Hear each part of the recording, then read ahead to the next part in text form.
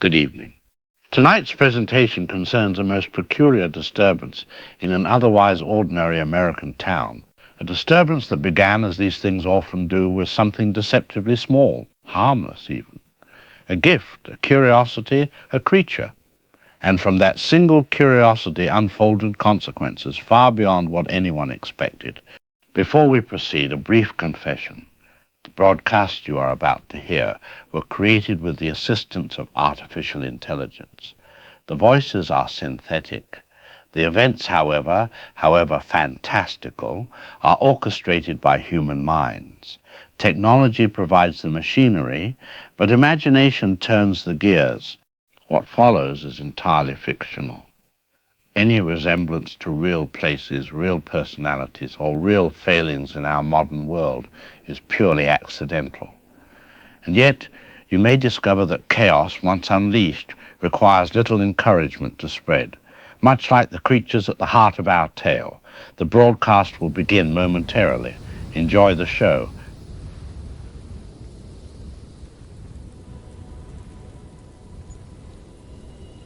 Good evening, Peltzer Ridge. I'm Murray Futterman with WPRN News. Our top story tonight, a fascinating discovery at Peltzer Ridge University, has students and faculty buzzing with excitement just days before the holiday break. What appears to be an unknown species was found in a shipment of laboratory equipment from overseas. We go now to Marla Bloodstone, who's live at the University Biology Department. Marla, what can you tell us about this unusual discovery? Thanks, Murray. I'm standing outside the Nichols Biology Building where quite the crowd has gathered trying to catch a glimpse of what everyone's calling the cutest scientific discovery of the year. Even though the university is officially on Christmas break, several local students have returned to campus specifically to see the creature. The biology department has been accommodating visitors all afternoon, and I've got to tell you, the reactions have been absolutely delightful. One student described it as like a furry gremlin but with the face of a puppy. Another said it has these huge expressive eyes that seem to follow you around the room. The university wasn't expecting anything like this when they opened that equipment shipment from Singapore this morning. It was nestled inside what they thought was just a protective container for specialized microscopes. The creature is about 8 inches tall with distinctive pointed ears and what staff are describing as an almost mischievous personality. Back to you, Murray. Thank you, Marla. For more on this unexpected visitor, we're joined now by Dr. Roy Hansen, lead biologist at the university who's been examining the creature since its discovery. Dr. Hansen, what can you tell us about this little fellow? Well, Murray, what we have here appears to be an undocumented species. I've been in this field for over 20 years, and I've honestly never seen anything quite like it. It's mammalian, but with some characteristics that don't match any known taxonomic category. The creature is remarkably intelligent. It seems to understand simple commands and even mimic certain sounds. We've got it in a comfortable, secure habitat within our containment lab. It's eating a diet of fruit and vegetables. Seems particularly fond of candy bars someone snuck in. I want to assure everyone that we're taking all proper precautions while we study this fascinating creature, but there's absolutely no indication of any danger. It's gentle, curious, and frankly, it's captivated everyone who's met it. Any idea how it ended up in that shipment, Dr. Hansen? That's the real mystery, Murray. The equipment came from a supplier in Singapore, but this creature doesn't match any known species from that region. We've reached out to colleagues in Southeast Asia, and no one recognizes it. My working theory is that it may have crawled into the shipping container seeking shelter, but that doesn't explain how it survived the journey without food or water for weeks. And what happens next with our little visitor? We'll continue observation and non-invasive testing. We're documenting everything: eating habits, sleep patterns, vocalizations. One fascinating discovery is its extreme sensitivity to light. We've had to keep it in a specially darkened room with only minimal red lighting. Exposure to standard fluorescence or anything brighter seems to cause it physical distress. It curls up and makes these pained sounds when exposed to bright light, which is why we've modified the lab environment. I've already submitted preliminary findings to colleagues at the National Science Foundation. This could very well be a significant zoological discovery, and I have to say, the timing couldn't be better for holiday spirit around campus. The students are absolutely enchanted. Well, it certainly sounds like an exciting find. We'll be following this story as it develops. Dr. Roy Hansen from Peltzer Ridge University, thank you for joining us. Coming up after the break, the annual Peltzer Ridge Christmas Parade route has changed due to construction on Main Street. We'll have the details when we return. I'm Murray Futterman, and you're watching WPRN News.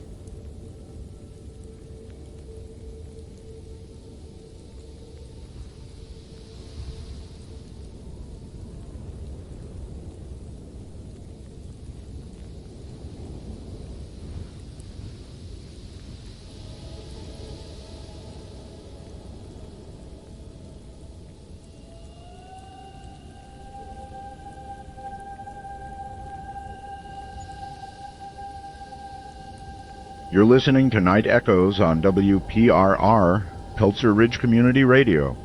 I'm your host, Ricky Rialto, bringing you the sounds of the evening and the whispers of the unexplained. Tonight, we have something interesting developing in our small town. We have an interesting caller on the line tonight from Peltzer Ridge. Something unusual has surfaced at the university. I wonder, what exactly are they dealing with? Our first caller is Billy, a student at the university. Billy, you're on the air. Tell us what you've witnessed today. Hey, Ricky. Man, you wouldn't believe what they found at the biology lab this morning. I was there picking up something I left in my dorm, and there was this crowd gathering outside the main lab. It's like, I don't even know how to describe it. It's small and furry with these really big ears, and its eyes are so expressive, like it understands everything you're saying. I got to see it up close when they were letting people take turns looking through the observation window. It was like it was putting on a show for everyone, doing these little hops and making these chirping sounds. Dr. Hansen said they've never seen anything like it before. They think it might be a whole new species. Everyone's talking about it on campus. Tell me, Billy, have you ever seen anything quite like this before? What's your instinct telling you about it? That's a good question. No, I've definitely never seen anything like it. It's weird because it looks almost manufactured, like too perfect to be real. But then it moves and interacts in ways that feel totally natural. I know there's something about its eyes that's almost knowing, like it's smarter than we think.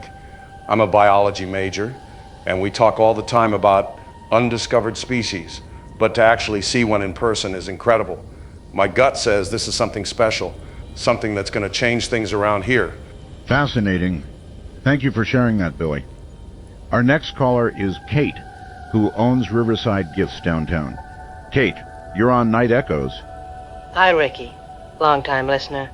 I just wanted to say that this creature discovery couldn't have come at a better time for the town. Holiday shopping has been slower than usual this year, but my phone's been ringing off the hook all afternoon with people asking if I'm going to get any merchandise related to the university's discovery. I've already called my supplier about rush ordering some plush toys we could customize to look like this creature. People are talking about tourists coming to see it. The university could sell tickets. We could have t-shirts, mugs. This could really put Peltzer Ridge on the map. I'm thinking of calling it the Peltzer Pet, or maybe the Ridge Gremlin for marketing. So, Kate, you see opportunity here. But I'm curious, in all your years in business, when something new arrives so suddenly, how often is that purely beneficial? Well, I suppose you have a point there. I remember when they found those unusual fish in Lake Crescent a few years back, and everyone got excited about tourism. But then the EPA had to close the lake for testing for months, and it hurt the marina businesses pretty badly. But this seems different, doesn't it? It's contained in a lab, not disrupting anything. Though I guess if it turned out to carry some exotic disease or something. I hadn't really thought about the downside. I was just seeing dollar signs, if I'm being honest. An interesting perspective. Let's take another caller. Sheila works in administration at the university. Sheila, you're on the air. Good evening, Ricky. Yes, I work in the dean's office, and I've been in meetings all afternoon about this discovery. While everyone's excited, there are some concerns being expressed behind closed doors. The university wasn't prepared for something like this. We don't really have proper facilities for housing an unknown species long term. Dr. Hansen seems confident that everything's under control. But I've overheard conversations about whether we should be contacting federal authorities. There are questions about quarantine protocols that we simply don't have answers to. And honestly, the way this thing appeared, just showing up in a shipment with no explanation, doesn't that strike anyone else as strange? Sheila, you work at the university. In your professional experience, would they really be so casual about containment if they had any real concerns? That's That's what worries me a bit. Everyone's treating this like a novelty, not a scientific anomaly that should be approached with caution. Dr. Hansen is brilliant, don't get me wrong, but his excitement might be clouding proper protocol. The containment lab isn't designed for live specimens, it's for chemical testing. And students keep finding ways to sneak in to see it. I overheard one of the grad students say it actually vocalized something that sounded like words this afternoon. That's not normal, right? An undiscovered species shouldn't be mimicking human speech on its first day of observation. A curious detail indeed. We'll take one more call after this brief station break. You're listening to Night Echoes. Stay with us.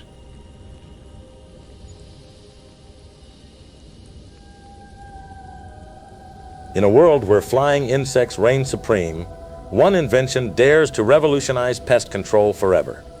Introducing the Peltzer Ultimate Fly Swatter. Tired of those wimpy, ineffective fly swatters that just annoy the bugs?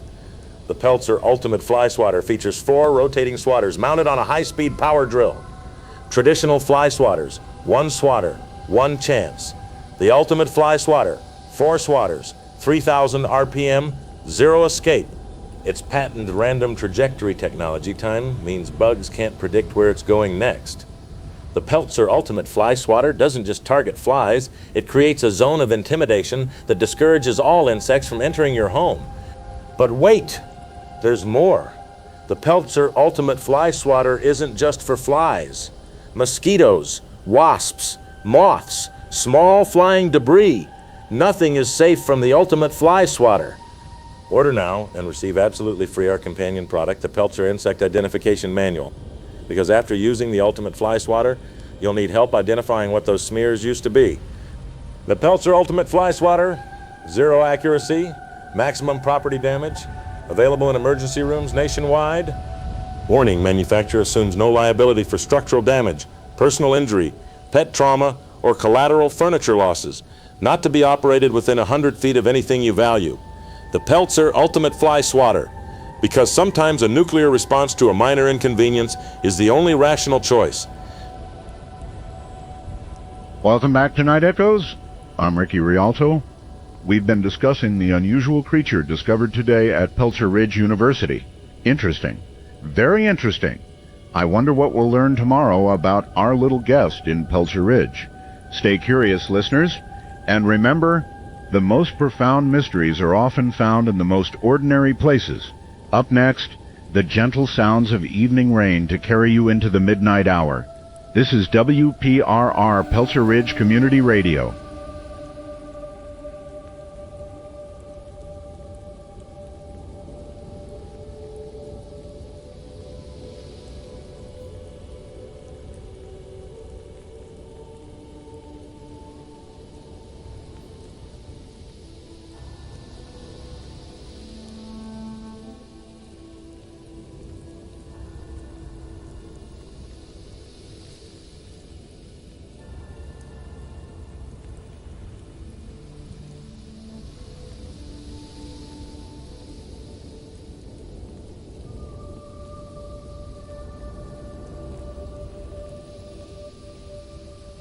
This is Truth Unveiled with Hoyt Axton, coming to you from the underground bunker of truth in Peltzer Ridge. Recording date December 20th. This is not a scheduled broadcast, people. This is an emergency upload because they're doing it again. Wake up, people. They don't want you to know about this. A creature appears in a shipment, convenient timing, right before Christmas when everybody's distracted with shopping and family gatherings. That's not coincidence. That's operational planning. I've been researching classified military bioweapon programs for years. Years. Do you think it's an accident that this thing just happened to show up in a university lab? Universities are the perfect testing grounds. Young, healthy test subjects, contained environment. Researchers who'll happily sign government non-disclosure agreements for grant money. This is exactly the kind of thing they test on civilian populations. Do your own research. Check the documentation. Look up Project Mogul, MK Ultra, Operation Sea Spray. The government has a long history of testing biological agents on unwitting American citizens. Let me tell you what's really happening in Peltzer Ridge right now. That creature didn't come from Singapore.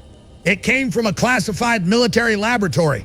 Probably Fort Detrick in Maryland. That's where they do the real nasty stuff. They engineered this thing, and they released it here, in our town. They want to see how it interacts with the population. They want to monitor the effects. Notice how everyone who sees it becomes instantly enchanted? That's not natural. That's behavior modification. They're testing some kind of mind-altering bioweapon designed to look cute and harmless. The timing is critical here. People, 5 weeks ago, I reported on unusual government vehicle movements near the old mining tunnels. 3 weeks ago, unusual power surges at the electrical substation. Last week, 3 maintenance workers at the water treatment plant who nobody recognized. And now this, they're setting something up. This is just the first phase. Mark my words, the government's not telling you the truth. The university administration is complicit. The local media is controlled. Did you notice how that TV reporter kept saying how cute and harmless it is? Programmed response. Here's what you need to do right now. First, document everything. If you see the creature, record it, but do not approach it. Second, start stocking emergency supplies. Water, non-perishable food, batteries, ammunition if you have it. Third, establish communication protocols with your trusted circle that don't rely on cell networks or internet. I'll continue monitoring the situation. I'll broadcast again when I have more information. Stay vigilant. Stay prepared. They're watching us, but we're watching them too. This is Hoyt Axton saying, wake up before it's too late. Truth unveiled. Signing off.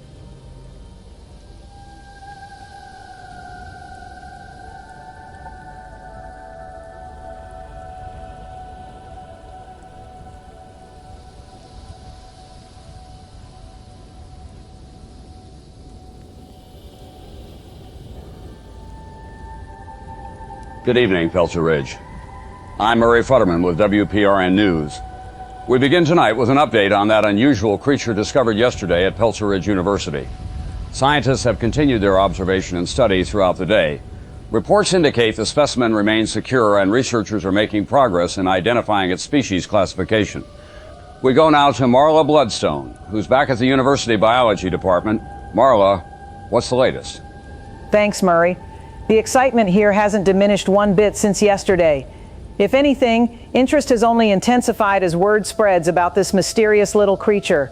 Even though it's Christmas break, I've been watching students and faculty coming and going from the Nichols Biology building all day, many of them leaving with their phones out, showing photos and videos to friends. The university has implemented a more structured viewing system today after yesterday's crowding issues.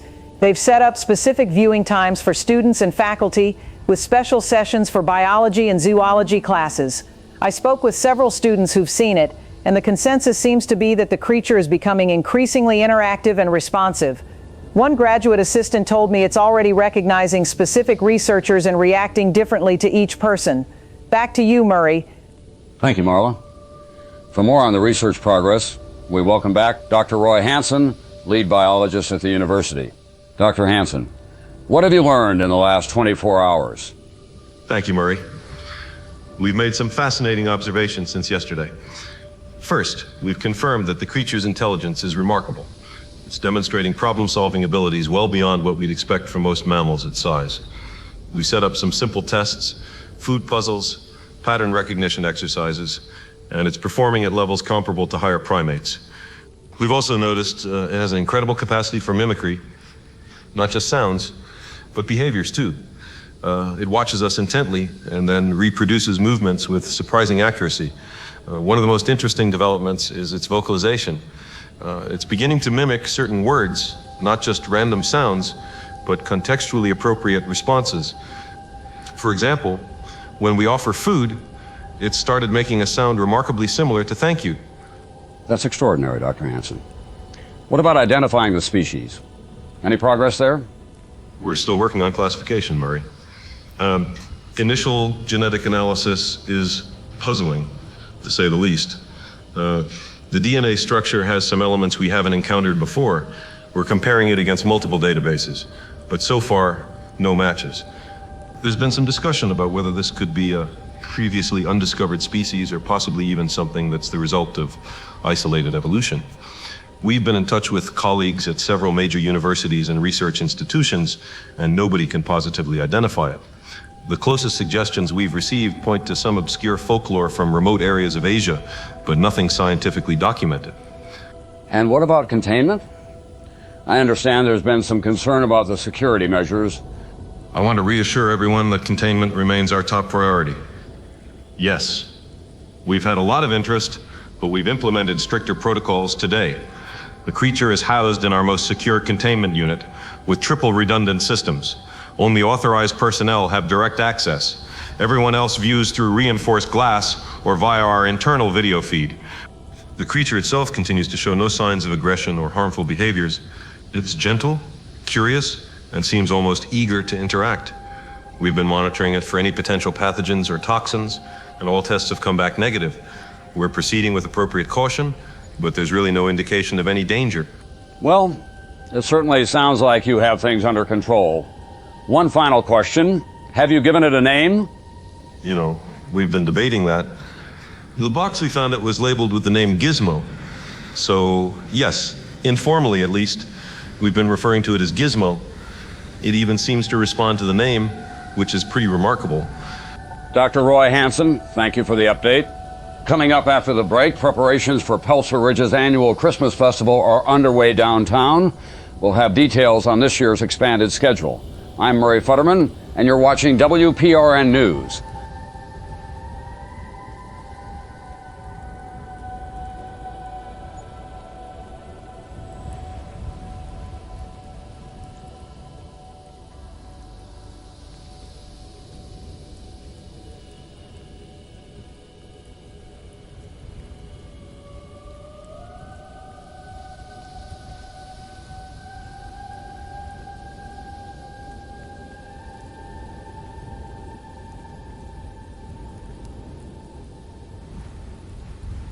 Hey everybody, welcome to another episode of Deep Dive with Stripe Wells, where we get into the weird, the fascinating, and the unexplained. Today we've got something special, something that's developing literally as we record. I've got with me David Berenger, a lab technician from Peltzer Ridge University who's working directly with this mysterious creature that was just discovered yesterday. David, thanks for coming on the show, man. Thanks for having me, Stripe. I've been listening to your podcast for a while now, so this is pretty cool. So let's just dive right into this. You're one of the few people who's had actual hands-on contact with this. What are we even calling it? Does it have a name yet? Yeah, we've started calling it Gizmo. It was written on the box we found the little guy in, so we decided to call it that. The thing is, it actually seems to respond to the name now. It's wild. Hold on. So you're saying it's actually engaging with you? Like really aware of you? Totally. That's what's so incredible about this whole thing. I've worked with all kinds of lab animals over the years, mice, rabbits, even some primates, but I've never seen anything like this. It watches us, like really watches us, makes eye contact, seems to understand what we're saying. This morning I was setting up its feeding station, and I swear it was anticipating what I was doing. It moved to the right spot before I even put the food down, and when I said, "Here you go," it made this sound that was eerily close to "thank you." I'm not kidding. That's wild, man. So you're saying this thing is what, intelligent? Are we talking like dolphin level intelligence here or what? It's hard to quantify, but yeah, I'd put it somewhere around there. Maybe higher in some ways. It's got this uncanny ability to mimic. Not just sounds, but behaviors too. I was fixing my lab coat sleeve yesterday, and it watched me do it, then started grooming its fur in exactly the same pattern of movements. The other thing is how adaptable it is. It figured out the latch on its feeding container within like 5 minutes. We had to upgrade to a more complex system. It's like it enjoys the puzzle of it all, you know? There's a playfulness there. Take us through what it's like working with this creature. Like, what's your daily routine with it? So I usually get in around 7 a.m., before most of the other staff. Gizmo's usually already awake. It seems to sleep in short bursts throughout the day instead of one long period. I check its vitals first thing, monitor temperature, heart rate, all that standard stuff. Then we do some interaction tests. Simple games, mostly object recognition, memory exercises. Dr. Hansen developed this protocol where we introduce new items each day to see how it responds. Today I brought in a small mirror, and its reaction was fascinating. Most animals either ignore their reflection or think it's another creature, but Gizmo seemed to understand immediately that it was looking at itself. Started grooming and examining its own features. The most amazing part of working with it is just feeling that connection. I know that sounds unscientific, but there's something about the way it looks at you, like it's trying to communicate something important. That's beautiful. How long have you been working with it? Just since yesterday. but I've already logged about 14 hours with it. I actually stayed overnight at the lab. Couldn't bring myself to leave. You know, it was just too fascinating. I slept on the break room couch, and when I came in early this morning, it seemed happy to see me. Made this little chirping sound and came right up to the glass. We've been documenting everything, taking measurements, blood samples, observation notes. But honestly, none of that captures what it's like to interact with this thing. There's something special about it. Something almost magical. Have you guys figured out what it eats yet? What are you feeding it? It seems omnivorous, but prefers fruits and vegetables. Loves apples. Loves them. I brought in a slice of my lunch apple, and it got so excited it did this little bouncing dance. Someone snuck in a chocolate bar yesterday, which wasn't protocol, but it went crazy for it. The interesting thing is how careful it is with food. Most small mammals just devour everything. But Gizmo takes small, deliberate bites. Almost polite, if that makes any sense. It even seems to have preferences about how things are presented. Arranges its food before eating it. So you keep this little guy in a pretty dark room here, I notice. Is that part of recreating its natural habitat or something? Yeah, we've had to keep the lighting really low in here. When we first brought it in, we had the standard fluorescence going, and it seemed distressed. It would curl up, make these pained chirping sounds, try to hide under anything it could find. That's wild. So it's actually sensitive to light? Extremely. We don't fully understand the mechanism yet, but any bright light seems to cause it physical discomfort. Even moderate lighting makes it agitated. We've had to switch to these dim red bulbs for observation, which it tolerates much better. So like a reverse plant, basically. Instead of needing light to thrive, it needs darkness? That's a good way to put it. We're running some tests on its skin samples to see if there's a photosensitive compound that might explain it. Could be evolutionary. Maybe its natural habitat is underground or in dense forest canopy. It's fascinating, really. Its entire biology seems optimized for low-light environments. And you said before that it's nocturnal, right? Only really active at night? Exactly. It barely moves during daylight hours, even with our reduced lighting, but once evening comes, it gets incredibly animated, exploring, chirping, interacting with objects. That's when we do most of our behavioral observations. Nature is full of surprises, man. Who would have thought this cute little critter would be basically allergic to sunlight? Now, I've heard rumors that this thing might actually be able to reproduce somehow. Is there any truth to that? Yeah, we're still figuring that out. Its reproductive system doesn't match any known mammalian pattern. There are these unusual cellular structures that Dr. Hansen thinks might be some kind of self-replicating mechanism, but that's way outside anything we've seen before. We're being super careful about it, though.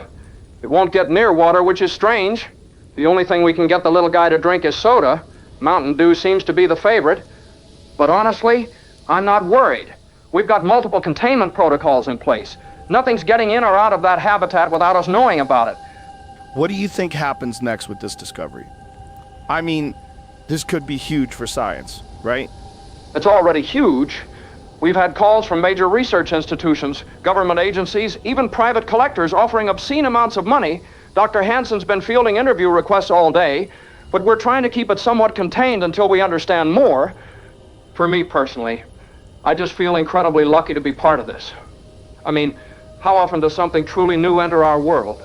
Something that challenges what we think we know? I've been keeping a personal journal about the experience. Maybe I'll publish it someday. You know, my friend Gizmo or something. One last question. Has anything weird or unexpected happened with the creature that you guys can't explain? Well, there was one thing last night. I was alone in the lab around 2 a.m., just monitoring and taking notes. Gizmo was asleep, or I thought it was. Then I hear this sound, like singing almost. I look over, and it's sitting perfectly still, making this melodic humming. But here's the weird part. All the other specimens in the lab, the mice and insects and everything, they all went completely silent. Even the crickets, which never stopped chirping. It was like everything was listening to it. Lasted maybe 30 seconds, then it curled back up and went to sleep. I reported it, but honestly, I think everyone thinks I was just tired and imagining things. Maybe I was, but it felt significant somehow, like it was communicating something. I don't know.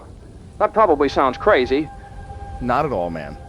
That's exactly the kind of stuff we love exploring on this show.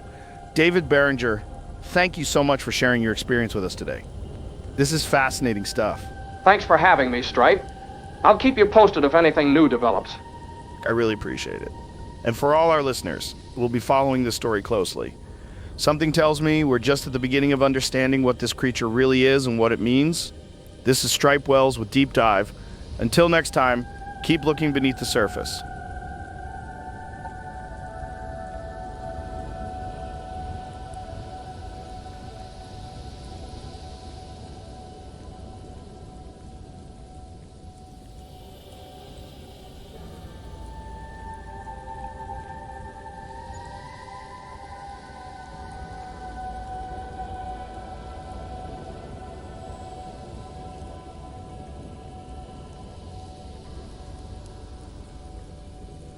This is Murray Futterman with WPRN News, bringing you a late update on the unusual creature at Peltzer Ridge University.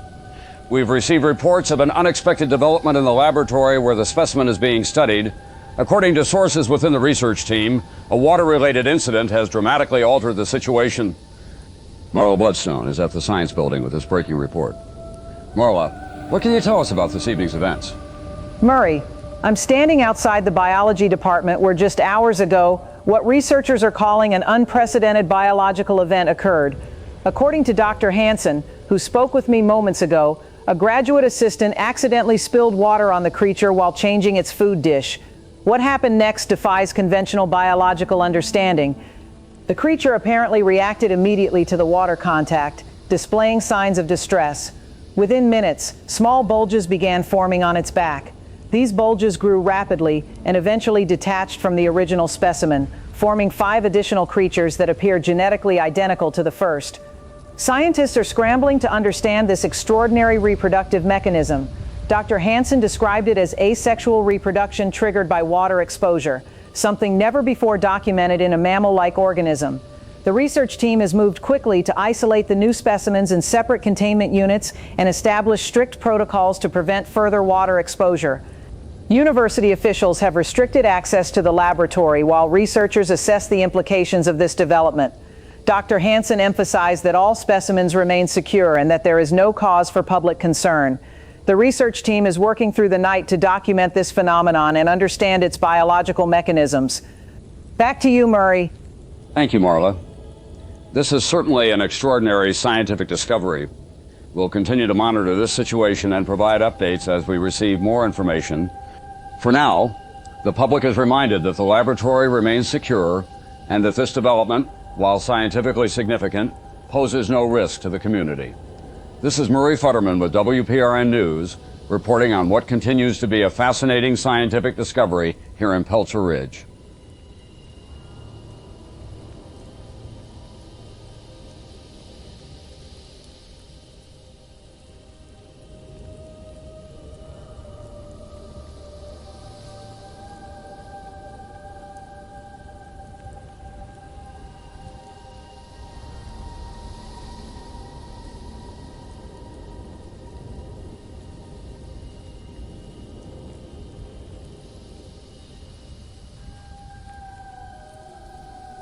You're listening to Night Echoes on WPRR, Peltzer Ridge Community Radio.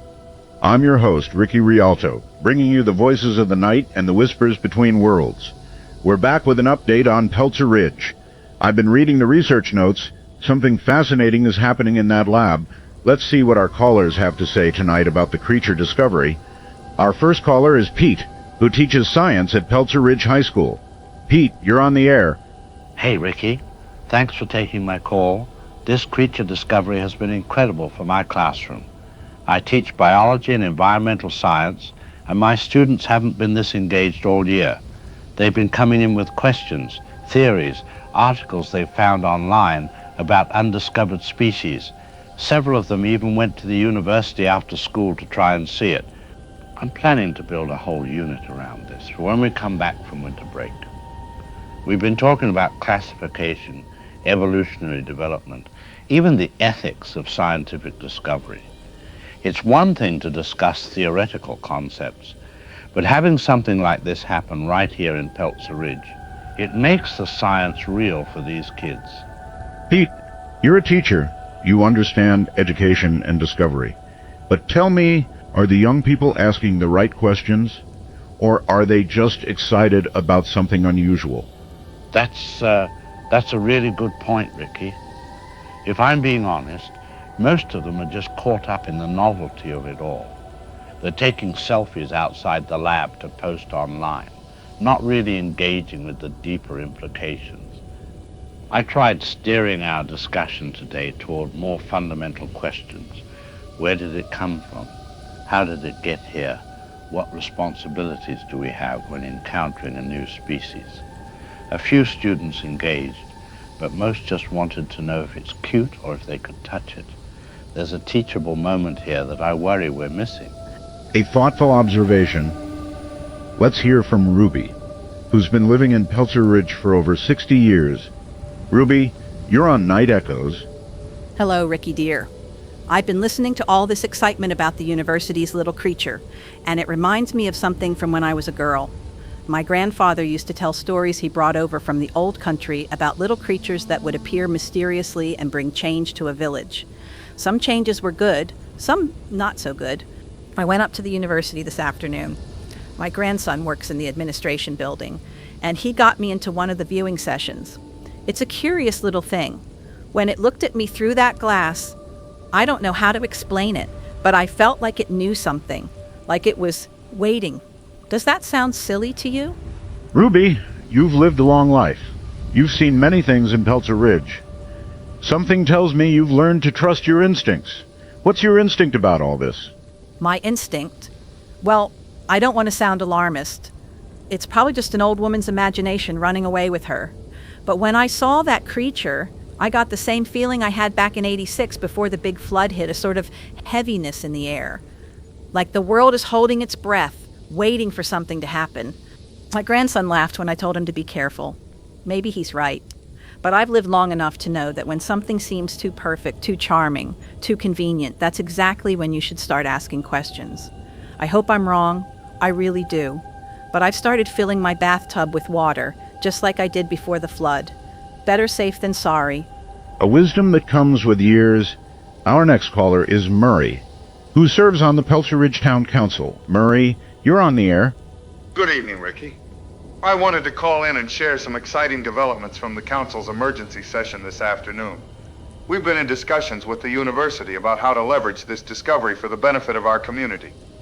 As you know, our tourism has been down the past few years, and the closing of the old mill left a real gap in our local economy. We're already working on plans for a visitor center near the university, possibly a small museum dedicated to the creature and its discovery.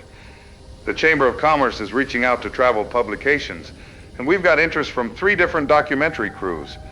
The mayor is suggesting we even rebrand next summer's festival around the discovery. This could be the economic boost Peltzer Ridge has been waiting for. Murray, you're thinking about the business opportunities, but I'm wondering, have you considered what happens if this situation changes? What if something goes wrong? Goes wrong? In what way? Dr. Hansen and his team have assured us that the creature is completely harmless. They've got state-of-the-art containment. And wait, are you suggesting there could be some risk here? I mean, we've discussed basic contingencies, of course. Standard liability waivers for visitors, that sort of thing. But we're talking about a small, docile creature that fits in your hand. It's not exactly a public health emergency. Unless... Do you know something we don't, Ricky? Has someone reported something concerning?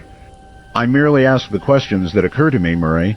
Sometimes the most important preparations are for scenarios we haven't yet imagined. We'll take a brief station break and return with more calls. You're listening to Night Echoes. Stay with us.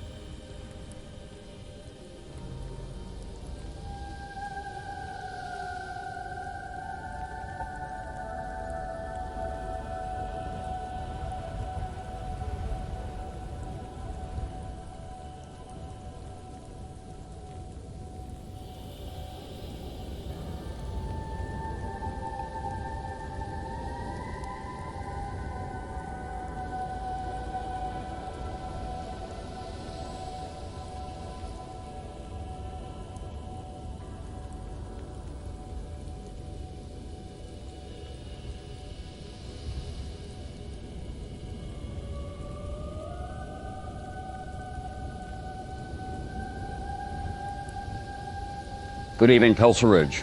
I'm Murray Futterman with WPRN News. We begin tonight with breaking news from Peltzer Ridge University, where tragedy has struck the biology department. Lab technician David Barringer was found dead this morning in the containment lab where the recently discovered creature was being studied. Details are still emerging, but police are on the scene and university officials have confirmed the death. We go now to Marla Bloodstone, who's live at the university. Marla, what can you tell us? Thanks, Murray. The mood here has completely transformed from the excitement of the past 2 days. I'm standing outside the Nichols Biology building, which has been cordoned off with police tape. Emergency vehicles arrived around 8:30 this morning after a graduate student found David Barringer's body inside the primary containment lab. University officials aren't sharing many details, but sources tell me that Barringer had been working overnight monitoring the creature. He was discovered by the morning shift staff.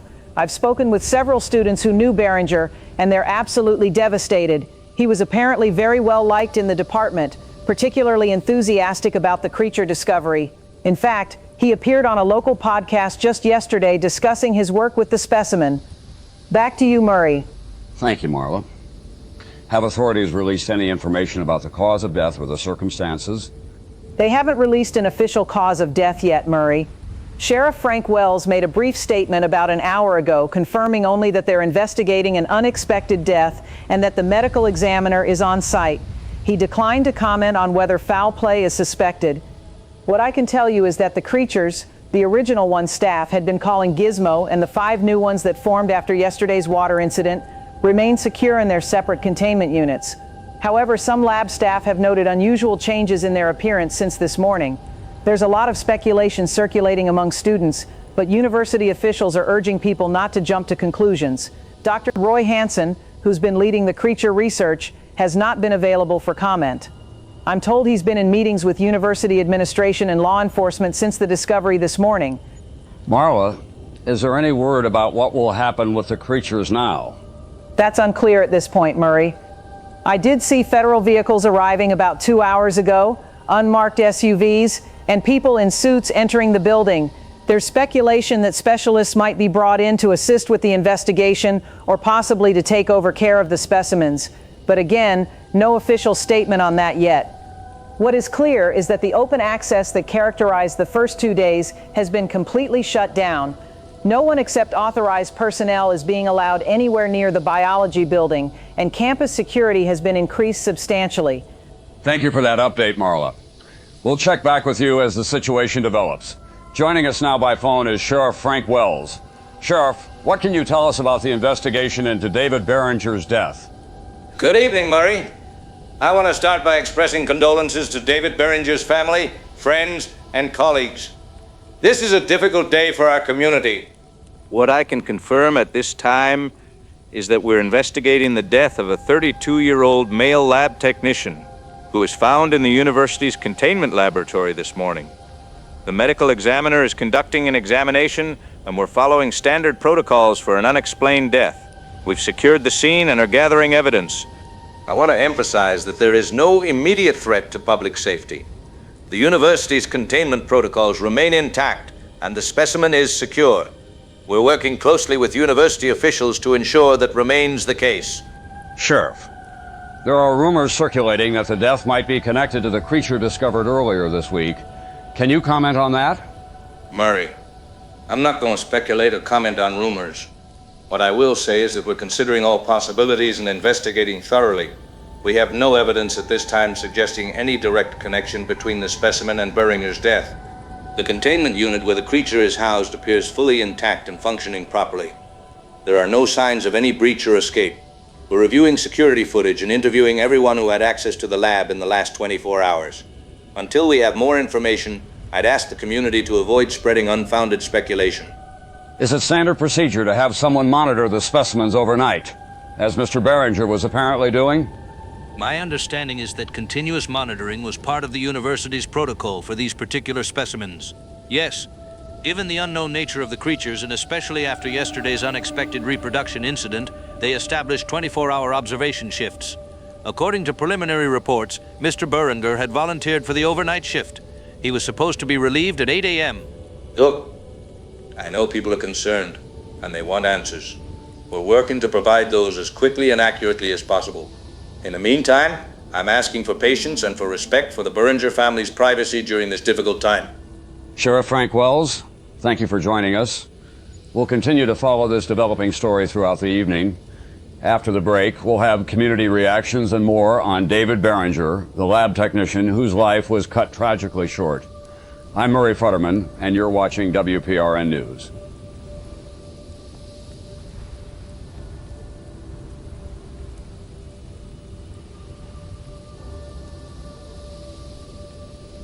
You're listening to Night Echoes on WPRR, Peltzer Ridge Community Radio. I'm your host, Ricky Rialto. We have news from Peltzer Ridge tonight. Troubling news. A technician has been found dead at the university. I've been considering what this means. Let's talk to our listeners. Our first caller is Billy, the university student who spoke with us when the creature was first discovered. Billy, you're on Night Echoes. Hey, Ricky. God, I don't even know where to begin. The campus is practically deserted because of holiday break, which makes what happened even more disturbing. The few of us still around are just stunned. David, Mr. Beringer, he was really cool. You know, one of the only staff members who stayed through break to monitor the creatures. He'd let us peek into the lab, explain what they were learning about them. He was so excited about it all. I wasn't even supposed to be on campus today, but I had to pick up some research notes I'd left behind. When I got there, police cars and ambulances were everywhere. The empty campus made it look like something out of a horror movie. They're not telling us anything official, but people are saying, God, I don't know if I should even repeat it.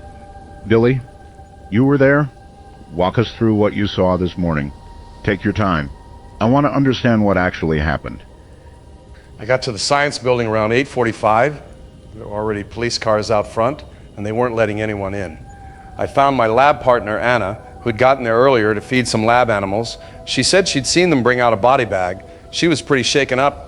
We hung around for a while, and that's when Professor Jenkins came out. He was white as a sheet. He told us all research activities were suspended and we should leave campus immediately. Someone asked him what happened, and he just said, David's gone. There's been an incident. But here's the thing, Ricky. I overheard 2 grad students talking. They're part of the skeleton crew staying through break to monitor the lab. One of them, Melissa, she works directly with the creatures. She was saying that when they found David this morning, all 5 of the new creatures had changed dramatically overnight. They formed these bizarre, pulsating cocoons or shells around themselves like chrysalises, but wrong somehow. The cocoons are semi-transparent with these dark veins running through them. They're secreting some kind of viscous fluid that hardens on contact with air. And David was just lying there next to them, no visible injuries, just dead. The original creature, Gizmo, was still in his cage, but seemed very scared. Melissa said the creatures were normal when she checked on them at midnight, just sitting in their separate containment units. But sometime between then and 8 a.m., they all simultaneously formed these cocoon structures. The lab equipment recorded a spike in unknown chemical compounds in the air around the same time. They think David might have been exposed to whatever they released during this metamorphosis process. The university's keeping it quiet, but they've called in some kind of specialized biohazard team. A transformation, a metamorphosis, perhaps. Thank you for sharing that, Billy. Our next caller is Pete, the high school science teacher who spoke with us yesterday. Pete, you're on the air. Hi, Ricky. I don't know what to say. I knew David Beringer not well, but we'd met at community science events. He was a brilliant young man, passionate about his work. This is just devastating. My students, even though they are on holiday break, are emailing questions. They've been following the creature discovery closely, and now this happens. They're scared, confused. Half of them are convinced one of the creatures killed David somehow. The other half think it's all a government conspiracy. I'm trying to keep them grounded, stick to verified facts, but it's challenging when we have so little information. Pete, your students are frightened. Tell me, what are you telling them? What's the story you're sharing? I'm telling them what I believe, that we don't have enough information yet to draw conclusions, that responsible thinking means waiting for evidence. But I'll be honest, Ricky, I'm troubled by the university's lack of transparency. I've reached out to colleagues in the biology department, and they're being told not to discuss anything related to the creature or David's death. There's apparently some kind of gag order in effect. That kind of secrecy only feeds speculation and fear. What worries me most is how quickly excitement has turned to dread. Just yesterday, this discovery represented wonder and possibility. Now there's this shadow over everything. I keep thinking about what you asked me yesterday, whether we were asking the right questions. Maybe we weren't. Maybe there were warning signs we all missed. The right questions, essential in times of uncertainty. Let's hear now from Murray, from the Town Council. Murray, you're on Night Echoes. Good evening, Ricky. First, I want to extend condolences on behalf of the Town Council to David Beringer's family and colleagues. This is a terrible tragedy, and we're all deeply saddened. I've spent most of the day in emergency meetings with university officials, local law enforcement, and health authorities. I can tell you that we're taking this situation very seriously. Sheriff Wells is leading a thorough investigation, and the university has implemented additional security measures around the biology building. What troubles me is the lack of clear information coming from the university administration. As a council member, I've been asking direct questions. Was proper safety protocol followed? Is there any health risk to the public? What exactly happened to David Beringer? And I'm not getting straight answers. Murray, you're asking the right questions, but I'm wondering what happens when official stories and actual events don't quite match up. What do we do then? That's the heart of it, isn't it? In my 20 years in local government, I've learned that transparency builds trust and secrecy breeds fear. If the university won't provide clear information, then we as a council need to demand it. I've called for an emergency town hall tomorrow evening. We're inviting university officials, medical experts, and law enforcement to address public concerns directly. People deserve to know what's happening in their community, especially when there's been a death under mysterious circumstances. I'm also concerned about these reports of the creatures changing, forming some kind of cocoon. If that's true, what does it mean? What is this thing becoming? And should it remain here in Peltzer Ridge while we figure that out? These are questions that need answering, not behind closed doors, but in the open. Questions that demand answers. Thank you, Murray. We'll take a brief break and then hear from more callers. You're listening to Night Echoes on WPRR. Stay with us. Ladies and gentlemen, are you tired of spending precious morning minutes laboring over fresh juice? Introducing the revolutionary Pelzer Mega Juicer, the only kitchen appliance that promises to turn your fruits and vegetables into delicious, nutritious juice in seconds. The Pelzer Mega Juicer features our patented high-velocity extraction system that pulverizes even the toughest produce with ease. Its unique pressure chamber design ensures maximum juice yield with minimal effort. Simply load your favorite fruits or vegetables, press the button, and watch as nature's goodness flows into your glass. Perfect for health enthusiasts, busy professionals, or anyone who appreciates the simple joy of freshly squeezed juice without the mess or hassle. The Mega Juicer's compact design fits conveniently on any countertop, while its easy clean components make maintenance a breeze. The Pelzer Mega Juicer, making the illogical logical, one glass at a time. Available now for 3 easy payments of $39.99. Order in the next 30 minutes and receive our exclusive recipe book, Juice Your Way to Health, absolutely free. Warning, manufacturer not responsible for pulp projectiles, excessive noise, or sudden pressure releases. The Pelzer Mega Juicer, because breakfast should be an adventure. Welcome back to Night Echoes. I'm Ricky Rialto, and we're discussing today's troubling news from Peltzer Ridge University. Death often reveals what life conceals. The passing of David Beringer has exposed questions, doubts, fears that were perhaps present all along, just beneath the surface of our collective excitement. I'm reminded of something I once read. The most dangerous moment comes with the revelation. We are at such a moment in Peltzer Ridge. Something has been revealed, or is in the process of revealing itself. The question is, are we prepared for what comes next?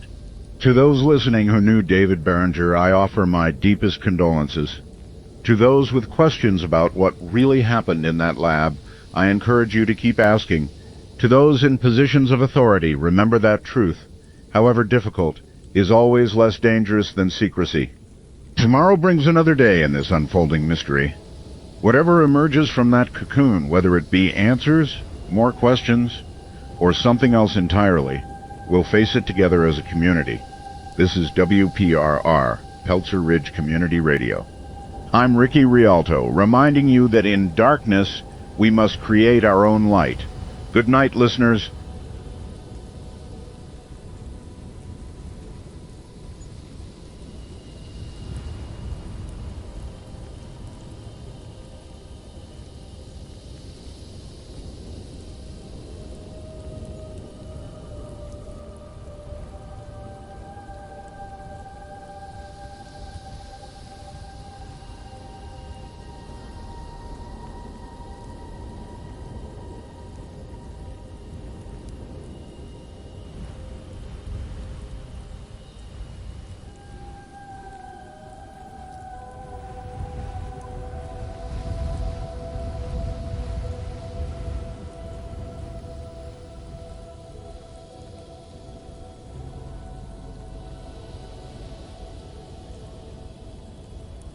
Brothers and sisters, we gather tonight with troubling news. A young man has died, someone's child, someone's friend. In times like these, I want to turn to Scripture, to the words of our Lord Jesus Christ. Jesus said to his disciples, "Why are you afraid? Have you still no faith?" Not because fear is wrong, fear is human. But Jesus invites us to something deeper. He says, "I have said these things to you, that in me you may have peace. In the world you will have tribulation, but take heart, I have overcome the world." Many of you came here tonight with questions. What happened at the university? Was it an accident? Is there danger to our community? I don't have those answers. But I know who holds the answers, Jesus Christ. And I know that even in uncertainty, He is certain. Even in confusion, He is clear. Even in death, He is life. This young man's death reminds us of life's fragility, but it also reminds us Jesus died so that we might live. His resurrection proves that death is not the final word. Love is the final word. Faith is the final word. When Jesus faced the storm on the Sea of Galilee, the disciples panicked. They thought they would drown. But Jesus stood and calmed the waters with a word. Today, our community faces its own storm, uncertainty, fear, confusion swirling around us. And Jesus still says, "Peace, be still." I encourage you not to panic based on incomplete information. Support your neighbors, avoid spreading rumors. Pray for the family of David Beringer, that God's comfort would surround them. Pray for our community leaders, that they would have wisdom and courage. Pray for truth to emerge, whatever it may be. Most importantly, trust in the presence of God. Jesus is with us in uncertainty. He walks beside us in darkness. He does not promise that nothing bad will happen, but He promises that He will be with us through whatever happens. "Lo, I am with you always," He said, "even to the end of the age." The Bible tells us in Psalm 46, God is our refuge and strength, a very present help in trouble. Therefore we will not fear, though the earth gives way, though the mountains be moved into the heart of the sea. Whatever comes in the days ahead, our God is greater, our God is stronger, our God is with us. Let us pray together now for our community, for comfort for those who mourn, for wisdom for those who lead, for truth to prevail. And after we pray, I invite you to remain for a time of fellowship and support. We need each other now to listen, to care, to remind one another of God's faithfulness. If you have not accepted Jesus Christ as your Lord and Savior, I invite you to do so tonight. In these uncertain times, Jesus offers certainty. He offers grace. He offers eternal life. Come to Jesus. Accept His salvation. Let His love transform your fear into faith. Let us pray. Lord Jesus, we come to you tonight with heavy hearts. A life has been lost. Questions hang unanswered. Fear threatens to overwhelm. We ask for your peace that passes understanding to guard our hearts and minds. We ask for your wisdom to guide our community. We ask for your comfort for those who mourn. We ask for your truth to shine in darkness. Lord, In this moment of uncertainty, be our certainty.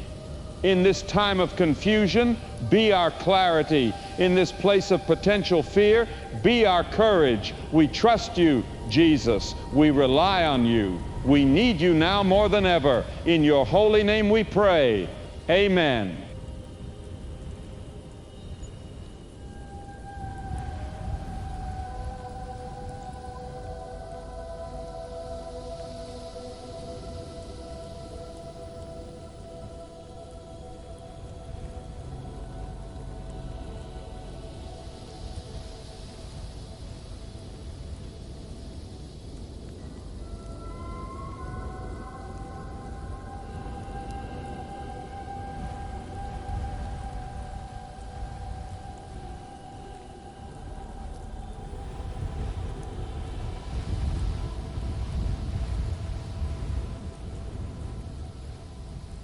Good evening, Peltzer Ridge.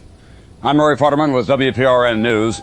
Breaking news tonight as we're following reports of a major incident at Peltzer Ridge University. The 5 creatures that spawned from the original specimen earlier this week have undergone a violent transformation overnight, and one aggressive creature is now at large after a deadly confrontation that left campus security officer Brent Banks dead.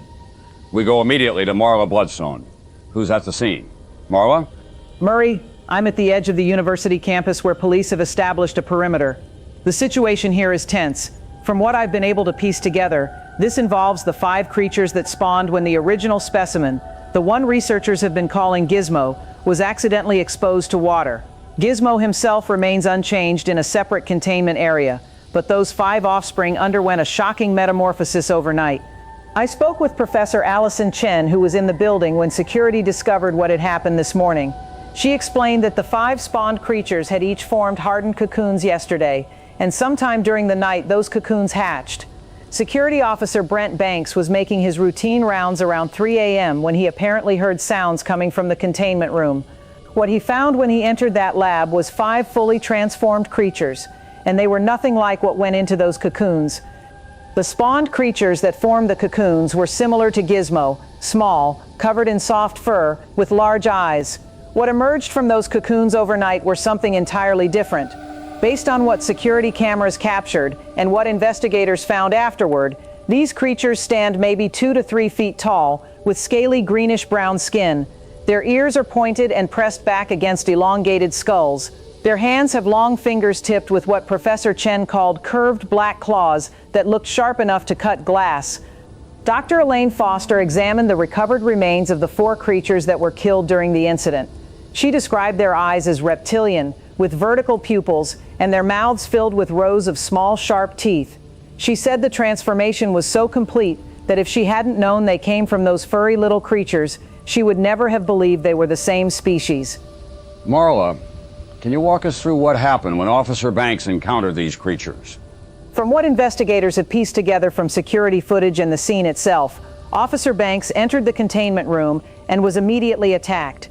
The creatures moved with surprising speed and worked together, overwhelming him within moments. Officer Banks managed to trigger the building's emergency alert before he died, which brought additional security personnel and campus police within minutes. When backup arrived, they found Officer Banks dead, and the 5 transformed creatures attempting to escape through an air vent they'd torn open. Campus police and security engaged the creatures, and in the confrontation that followed, 4 of the 5 creatures were killed, but one creature managed to escape through the ventilation system and made it outside the building before responders could secure all exits. The university immediately initiated an evacuation order and contacted Sheriff Wells. Deputies have been searching the woods and residential areas between the university and downtown throughout the evening, but so far the escaped creature has evaded capture. So to be clear, 4 of the 5 transformed creatures are confirmed dead, but one is still at large? That's correct, Murray. The 4 creatures killed during the confrontation are currently being examined by university scientists and state wildlife officials who arrived this morning, but one creature is unaccounted for, and that's why Sheriff Wells has deputies searching the area and why residents are being advised to stay indoors and lock all doors and windows. The university's emergency alert system is instructing anyone still on campus to shelter in place. I should note that Gizmo, the original specimen, remains secured in a separate laboratory and has shown no signs of aggression or transformation. but based on what the escaped creature is capable of, based on what happened to Officer Banks, authorities are treating this as an extremely dangerous situation. Thank you for that report, Marla. Please stay safe out there. We're joined now by phone with Mayor Daniel Clamp. Mr. Mayor, what can you tell us about the emergency response currently underway? Thank you, Murray. First and foremost, I want to express my sincere condolences to the family of security, Officer Brent Banks. He died protecting others from a threat no one could have anticipated, and his sacrifice will not be forgotten. Second, I want to assure the citizens of Peltzer Ridge that we are mobilizing every available resource to locate and contain this creature. I've declared a local state of emergency, which allows us to implement our crisis response plan. Sheriff Wells is coordinating law enforcement efforts, including deputies from neighboring counties who are arriving to assist. We've established a command center at City Hall, and we're in constant communication with university officials and state authorities. At this time, we're asking all residents to remain in their homes, lock their doors and windows, and report any sightings of this creature immediately to the emergency hotline we've established. Do not, I repeat, do not attempt to approach or capture this creature. Based on what happened to Officer Banks and what we know about its capabilities, it should be considered extremely dangerous. Mayor Clamp, there are reports that this creature has been spotted near Crescent Lake. Can you confirm that? We've received several reported sightings in the area between the university and Crescent Lake. Sheriff Wells has deputies actively searching that area now. We believe the creature is moving through wooded areas and may be avoiding open spaces. That's why we're asking everyone in town to exercise extreme caution, especially if you live near wooded areas or the lake. I should add that the National Guard has been notified and is on standby if needed. We're also working with the wildlife experts from the State Department of Natural Resources, who examined the 4 creatures killed this morning. Their analysis is helping us understand what we're dealing with and how best to track and contain it. What about the original creature, the one discovered earlier this week? What's being done to ensure it doesn't pose a similar threat? That's an important point, Murray. The original creature, the one researchers have been calling Gizmo, is still secure in a separate containment area under enhanced security protocols and has shown no signs of transformation or aggression. He remains the same docile, harmless specimen that was initially discovered. The creatures that formed cocoons and transformed were the 5 offspring that spawned when Gizmo was accidentally exposed to water 2 days ago. The working theory from our science team is that this species has a reproductive cycle that involves a spawning phase followed by a cocooning and transformation phase. Gizmo, being the parent organism, doesn't go through that cycle, but his offspring do. Obviously, that raises serious questions about the nature of this species that we simply don't have answers to yet. What we do know is that these transformed creatures are dramatically different from both Gizmo and the small furry creatures that went into those cocoons. They're aggressive, they're dangerous, and we've seen what they're capable of. Our primary focus right now is locating and containing the escaped creature. Once that's achieved, we can turn our attention to understanding what this means for Gizmo's continued containment and whether there are additional safety protocols we need to implement. Mayor Daniel Clamp, thank you for that update. We'll continue to follow this developing situation throughout the day. For our viewers just joining us, we're tracking breaking news out of Peltzer Ridge University, where one transformed creature remains at large after a deadly overnight incident that killed campus security officer Brent Banks. 4 other transformed creatures were killed during the confrontation, but one escaped. Authorities are advising all residents to stay indoors and secure their homes while the search continues. We'll bring you updates as we receive them. I'm Murray Futterman, and this is WPRN News with this special report.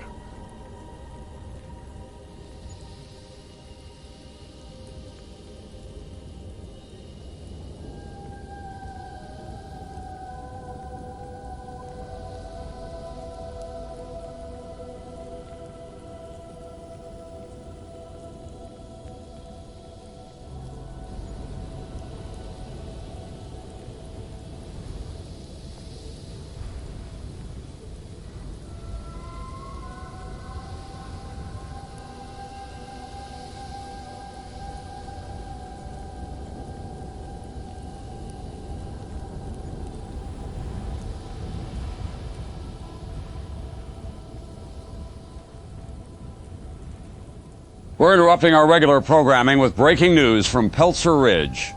I'm Murray Futterman with WPRN News. We're receiving multiple reports from residents across town of creature sightings, and the numbers simply don't add up. Earlier today, we confirmed that one creature escaped from Peltzer Ridge University after 4 others were killed in the incident that claimed the life of Officer Brent Banks. One creature. But in just the last hour, we've received reports of at least 5 separate sightings in different locations across Peltzer Ridge. Residents near Crescent Lake, downtown on Main Street, the residential area near Maple Grove, and 2 separate reports from the industrial district. Authorities are scrambling to understand how one escaped creature has apparently become multiple creatures. Sheriff Wells has confirmed they're investigating all reports, but cannot explain the discrepancy. University officials and wildlife experts have no explanation for how these creatures could have replicated or where additional creatures could have come from. The mayor's office is urging all residents to remain indoors, lock all doors and windows, and report any sightings immediately to the emergency hotline. Do not approach these creatures under any circumstances. We'll continue to monitor this developing situation and bring you updates as we learn more. Stay with WPRN News for continuing coverage.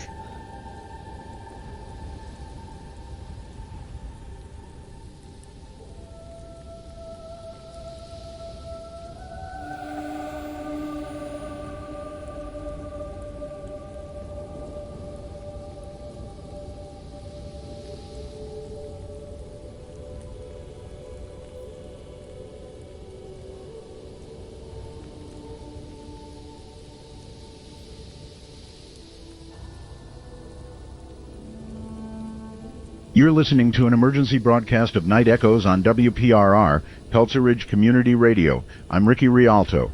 We've interrupted our regular programming tonight because something is happening in our town that no one can quite explain. For those just tuning in, here's what we know.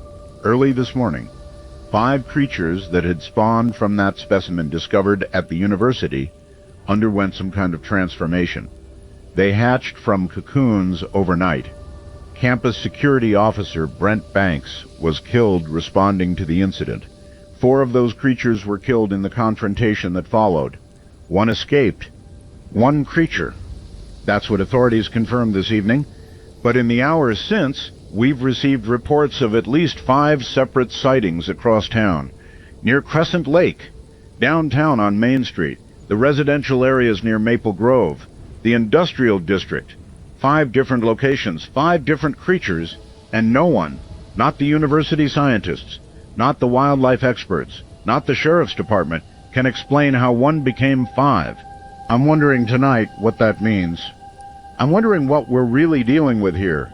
Authorities are asking everyone to stay indoors, lock your doors and windows, and report any sightings to the emergency hotline.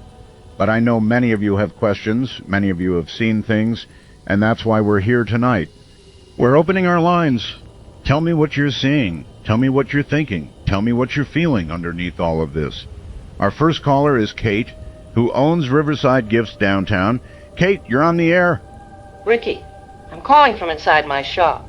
I've locked the doors, but I can see one of those things moving around outside. It's nothing like what they were describing before. It's bigger, and it's got this greenish, scaly skin.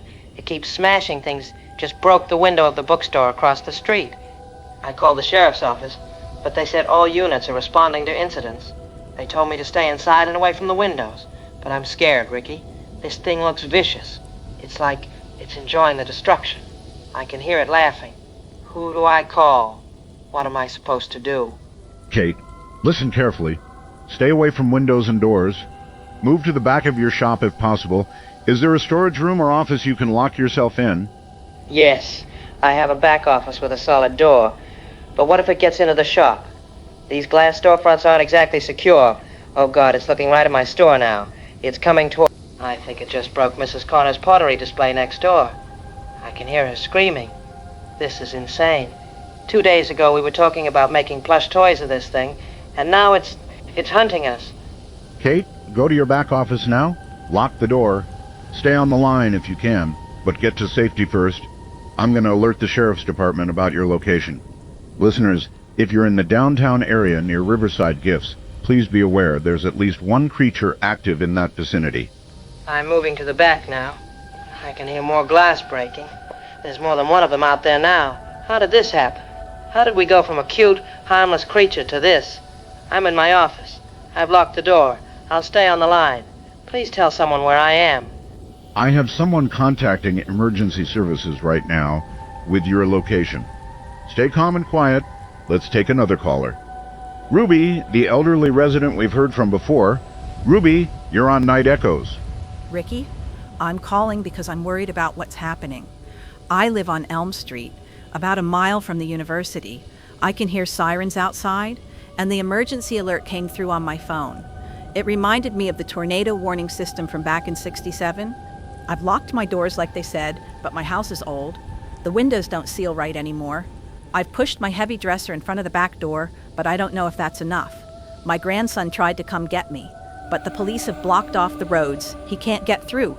This reminds me of those stories my grandfather used to tell about creatures that would start innocent but transform when given water or food after midnight. He said they'd turn vicious, destructive. I thought they were just tales to scare children, but now I wonder... Ruby, is there a neighbor nearby who could check on you? Someone who lives close enough to reach you safely? The McKinseys next door are away for Christmas. Mrs. Patterson across the street is even older than I am. I've tried calling the emergency number, but it just rings and rings. I think they're overwhelmed. I've been through hard times before. The flood, the factory closing, my herald's passing. I know how to endure, but this feels different. These creatures, they're not natural. My grandfather said they come from somewhere else, somewhere dark. He said once they transform, they multiply. First one, then many, then too many to count. Your grandfather's tales seem eerily prophetic now. Ruby, I want you to stay on the line with us. We're going to make sure someone checks on you. In the meantime, let's hear from Murray from the town council. Murray, you're on the air. Ricky, I'm calling from the Emergency Command Center at City Hall. I want your listeners to know that we're coordinating a comprehensive response to this situation. Sheriff Wells has deputies throughout town, and we've got additional help coming from county and state law enforcement. We're establishing a shelter at the high school gymnasium for anyone who doesn't feel safe in their homes or who lives in the areas closest to the university. We have deputies escorting people there, and it's being secured as we speak. If Ruby or anyone else needs evacuation assistance, they should call the emergency hotline. Yes, it's busy, but we have operators taking names and addresses, and we're sending help. What we know so far is that these creatures, and we believe there are approximately 5 to 7 of them, have spread from the university into town. They appear to be targeting populated areas, particularly businesses that are still open. We're implementing a mandatory closure of all stores, restaurants, and public spaces. Everyone needs to get home or to the shelter immediately. Murray, we have a caller. Kate, trapped in her gift shop downtown.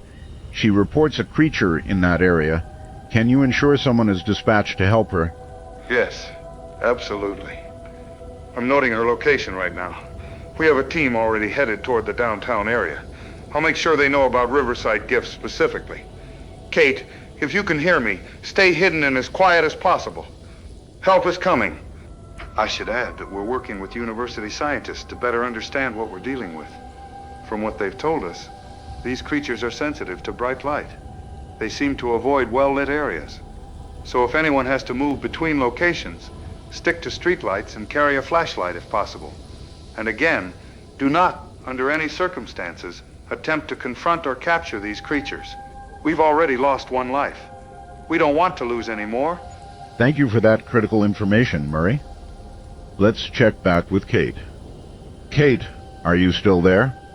Yes, I'm here. They're in the store now. I can hear them breaking everything, the display cases, the merchandise. They're laughing. It's not like human laughter. It's cruel. I'm trying to stay quiet, but I'm afraid they'll find me. The door to my office is solid, but I don't know how strong these things are. Did Murray say they're sending help? How long? I don't know how long I can. Oh, God. They're trying to get in. They know I'm in here. Please tell them to hurry. Kate, help is on the way. Murray just confirmed they have a team headed to downtown. If I remember what he said about light, these creatures seem to avoid bright light. Do you have anything in your office that could create bright light? I have my phone flashlight, and there's a desk lamp. Will that be enough? They're still hitting the door. It's starting to crack. I'm going to try the light. I'm turning on everything I can. The banging stopped. I think they backed off when I turned on the lights. They're still in the store, but they're not trying to break down the door anymore. The light is working, but I don't know how long until they figure out they can just break the bulbs or cut the power. That's valuable information, Kate. Hold on as long as you can. We'll stay with you. Listeners, we're going to continue broadcasting throughout this emergency. If you have information to share or need help, call our studio line. We're in direct contact with emergency services.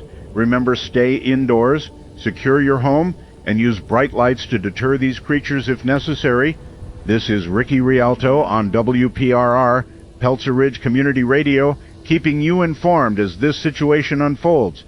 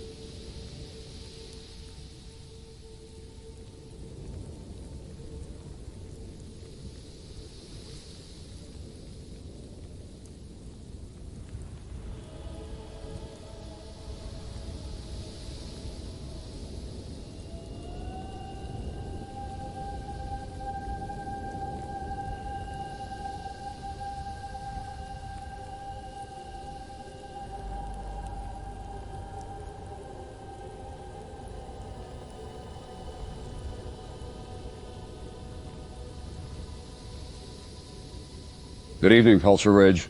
I'm Murray Futterman with WPRN News. It's Christmas Eve. Our top story tonight, the hunt continues for the transformed creatures that escaped from Peltzer Ridge University yesterday. Despite an intensive search operation throughout Christmas Eve, authorities have been unable to locate all of the creatures, though there have been multiple sightings and pursuit attempts. Sheriff Frank Wells reports that the creatures appear to be deliberately evading capture, hiding in dark areas during daylight hours. We go now to Marla Bloodstone, who's near Crescent Lake, where the most recent sighting occurred. Marla? Thanks, Murray. I'm standing about a quarter mile from Crescent Lake, where sheriff's deputies and wildlife officials have established a perimeter. The search has been focused on this area since around 8 p.m. when a creature matching the description of those that escaped yesterday was spotted entering the wooded area near the lake shore. This follows a pattern we've seen throughout the day. The creatures seem to be moving only through shadowed areas, culverts, drainage tunnels, abandoned buildings, avoiding direct sunlight whenever possible. Sheriff Wells believes they may be nocturnal by nature, which explains why they've been so difficult to track during daylight hours. Search teams have been combing the areas around the university and downtown where the creatures were active last night, but they seem to have gone to ground as soon as the sun rose this morning. Several thermal imaging devices have been brought in to try to locate them in dark spaces, but so far without success. One wildlife expert I spoke with described the creatures as displaying surprisingly sophisticated evasion tactics, not what you'd expect from ordinary animals. Marla, has there been any update on the number of creatures authorities are searching for? Based on confirmed sightings and evidence collected, officials believe there are at least 6 distinct creatures. However, there's growing concern about unconfirmed reports of unusual activity near Crescent Lake just after sunset. Roy Steele, who lives on the lake shore, reported seeing one of the creatures enter the water about an hour ago. His call to emergency services was cut short, but Sheriff Wells has dispatched additional units to the area as a precaution. The good news is that there have been no additional attacks or injuries reported today. The creatures seem to be in hiding rather than actively hunting or causing damage. However, authorities remain concerned about what might happen after nightfall if the creatures haven't been captured. Sheriff Wells has indicated that they're particularly focused on securing the lake area. Thank you, Marla. Please stay safe out there. Joining us now by phone is Sheriff Frank Wells with an update on the search operation Sheriff Wells, what's the latest on the effort to locate these creatures? Thanks, Murray. As Mara reported, we've been conducting an extensive search operation throughout the day, focusing on areas where the creatures were active last night. It's been challenging, to say the least. These creatures are remarkably adept at hiding, particularly in dark spaces where our thermal imaging is less effective due to the cold-blooded nature of the specimens.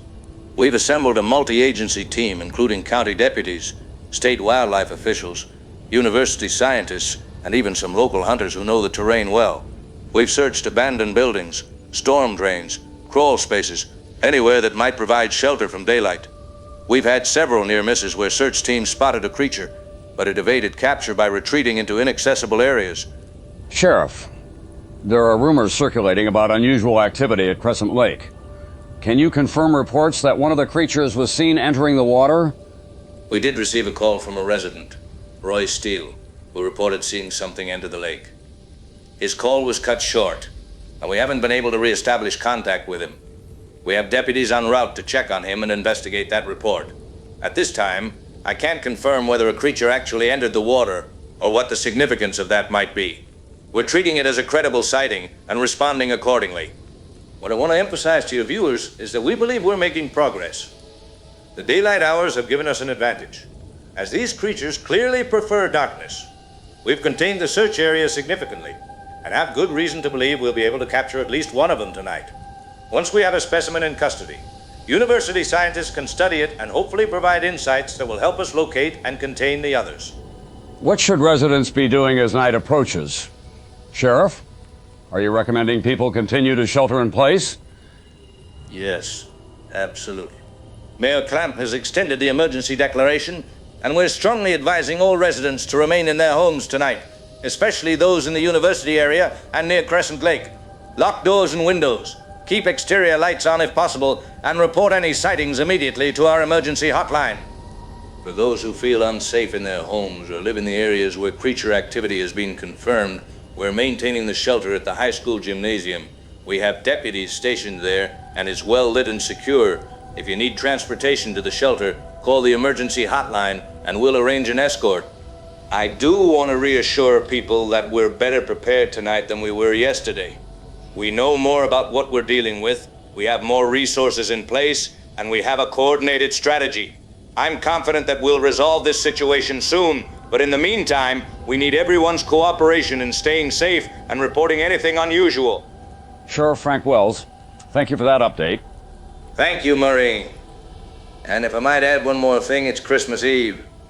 This isn't how any of us planned to spend it, but I want to thank the community for pulling together during this crisis. My deputies and I are working through the holiday to keep Peltzer Ridge safe, and we appreciate everyone's understanding and cooperation. We will get through this together. Well said, Sheriff. We'll continue to follow this developing situation throughout the evening. After the break, we'll speak with Dr. Lynn Spielberg, a cryptozoologist who's been consulting with authorities on the nature of these creatures and possible strategies for containment. Stay with us. I'm Murray Futterman, and this is WPRN News.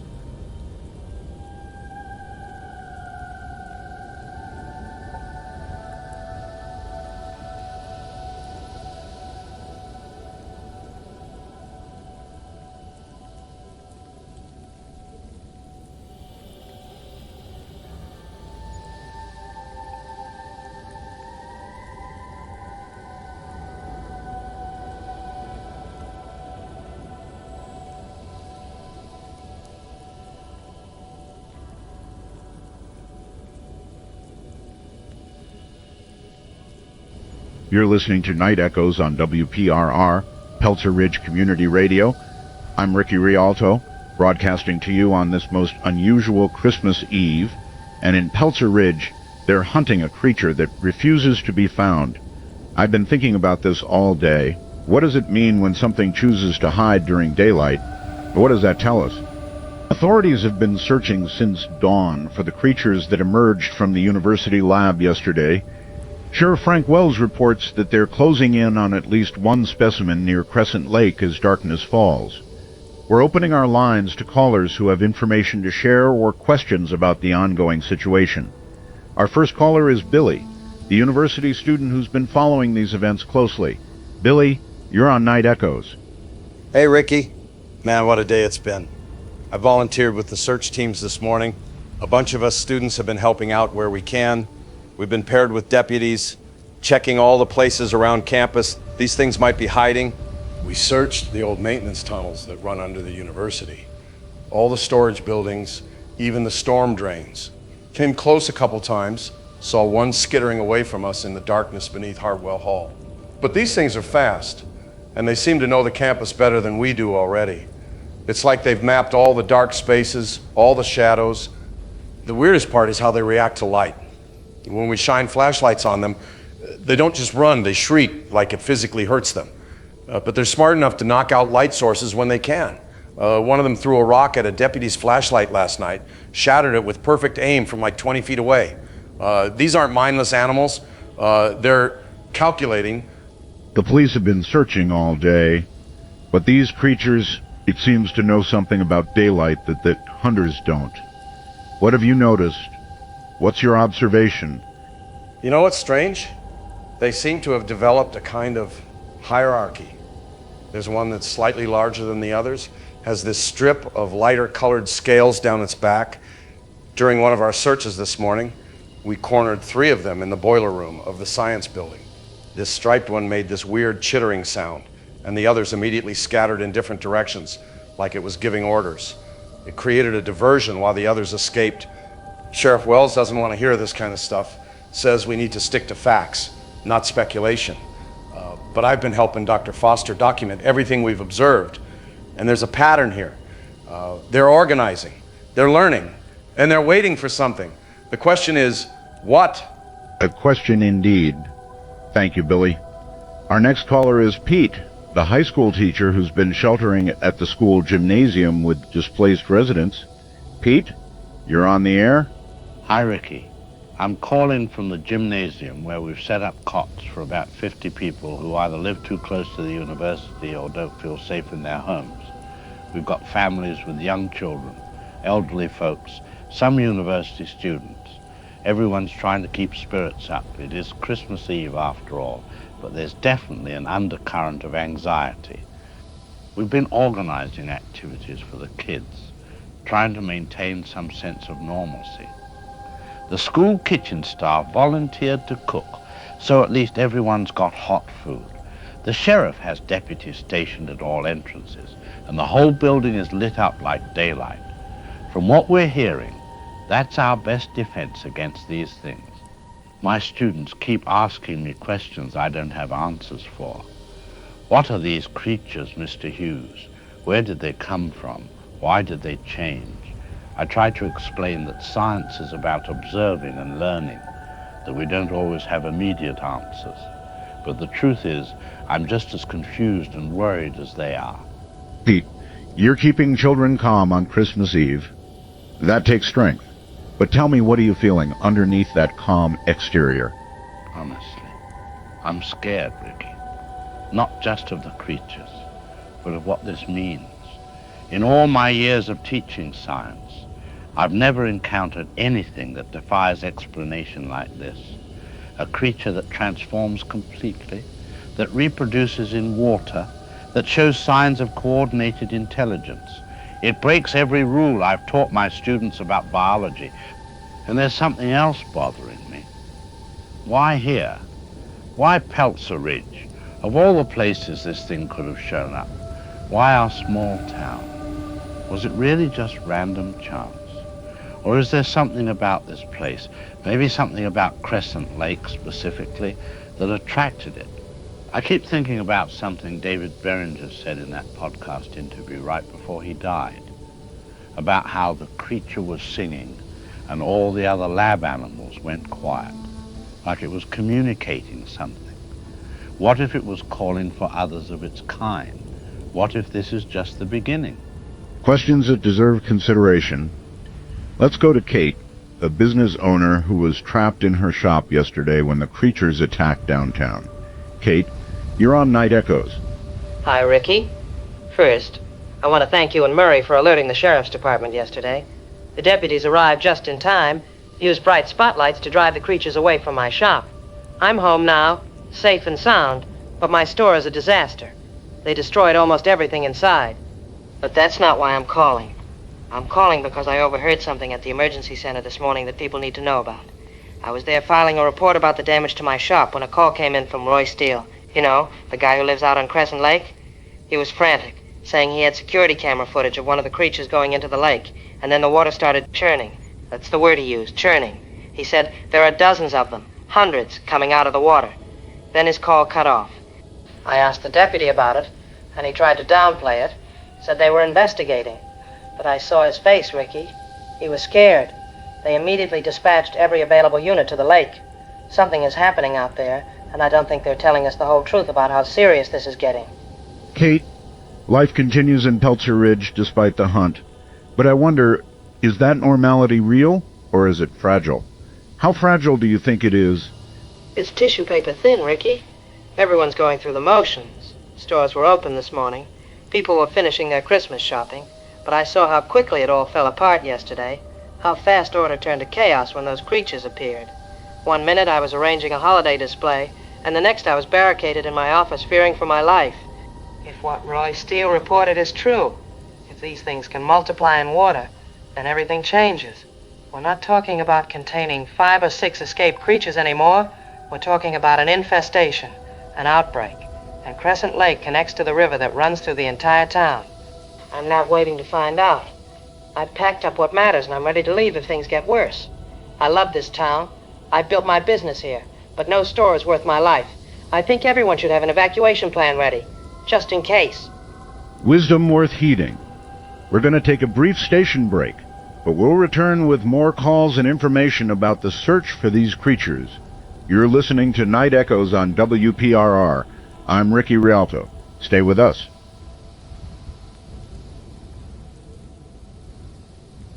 For the discerning smoker who appreciates the finer things in life, we present the Peltzer Smokeless Ashtray. In today's modern world, smoking has become somewhat contentious. Friends complain, spouses object, even your favorite restaurant has banished you to the cold, unforgiving outdoors. But what if there was a solution, a technological marvel that allowed you to enjoy your cigarettes anywhere, anytime, without objection? The Peltzer Smokeless Ashtray combines cutting-edge filtration technology with elegant design sensibilities. Simply stub out your cigarette in the precision-engineered receptacle, and our patented smoke extraction system gets to work. The revolutionary hypersuction technology time removes smoke particles from the air with unprecedented efficiency, while our sophisticated pressure release system ensures that all collected smoke is safely contained. Crafted from the finest materials, the Peltzer Smokeless Ashtray complements any decor, from traditional study to ultra-modern penthouse. Its sleek, understated design makes it as much a conversation piece as a practical solution to modern smoking etiquette. The Peltzer Smokeless Ashtray, transforming the smoking experience into something far more civilized. Available now for 3 easy payments of $59.99. Warning: manufacturer assumes no liability for property damage, excessive suction incidents, or unexpected smoke redistribution. The Peltzer Smokeless Ashtray for those who refuse to let society extinguish their pleasures. We're back on Night Echoes. I'm Ricky Rialto. Breaking news just coming in. Authorities have confirmed the sighting of at least 1 creature near the boathouse at Crescent Lake. Sheriff Wells is coordinating what he describes as a strategic containment and capture operation as darkness falls. Residents near the lake are being evacuated as a precaution. We'll bring you updates as we receive them. In the meantime, I want to share something I've been contemplating today. Throughout history, folklore from cultures around the world has described creatures remarkably similar to what we're experiencing in Peltzer Ridge, small beings that transform under specific conditions, creatures that multiply in water, entities that fear the light and come alive in darkness. Our ancestors called them by many names: goblins, imps, Gremlins. They left warnings about their habits, their weaknesses, their dangers. Perhaps, in our modern scientific certainty, we've been too quick to dismiss these stories as mere superstition. What if they were trying to tell us something important? What if they were trying to prepare us? As night falls on Christmas Eve in Peltzer Ridge, I encourage all of you to stay safe, stay informed, and perhaps most importantly, stay together. Community is our greatest strength in times of uncertainty.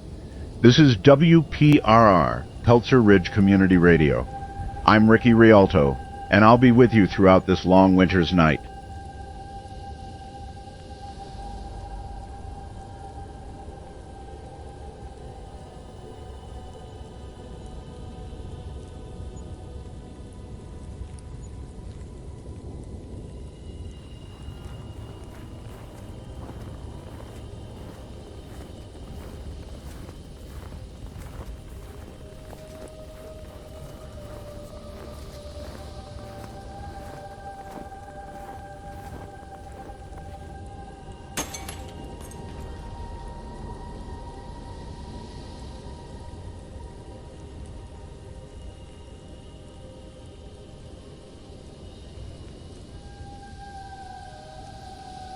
Hey everybody, welcome to an emergency episode of Deep Dive with Stripe Wells.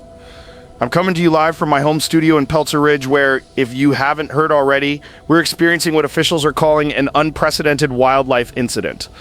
But those of us living through it know it's a lot more than that. Given the rapidly evolving situation in our town, I've asked Dr. Lynn Spielberg to join me today. Dr. Spielberg is a cryptozoologist who specializes in cross-cultural folklore about unknown creatures, exactly the kind of expertise we need right now. Dr. Spielberg, thanks for making time on Christmas Eve. Thanks for having me, Stripe. I think it's important to get this information out, especially given how quickly things are developing. For those just tuning in, let me give a quick recap. 4 days ago, an unknown creature was discovered at Peltzer Ridge University. Initially docile and seemingly harmless, it underwent some kind of metamorphosis and has since transformed into multiple aggressive entities that are currently evading authorities throughout town. At least 2 people have died, and there are reports of these creatures multiplying.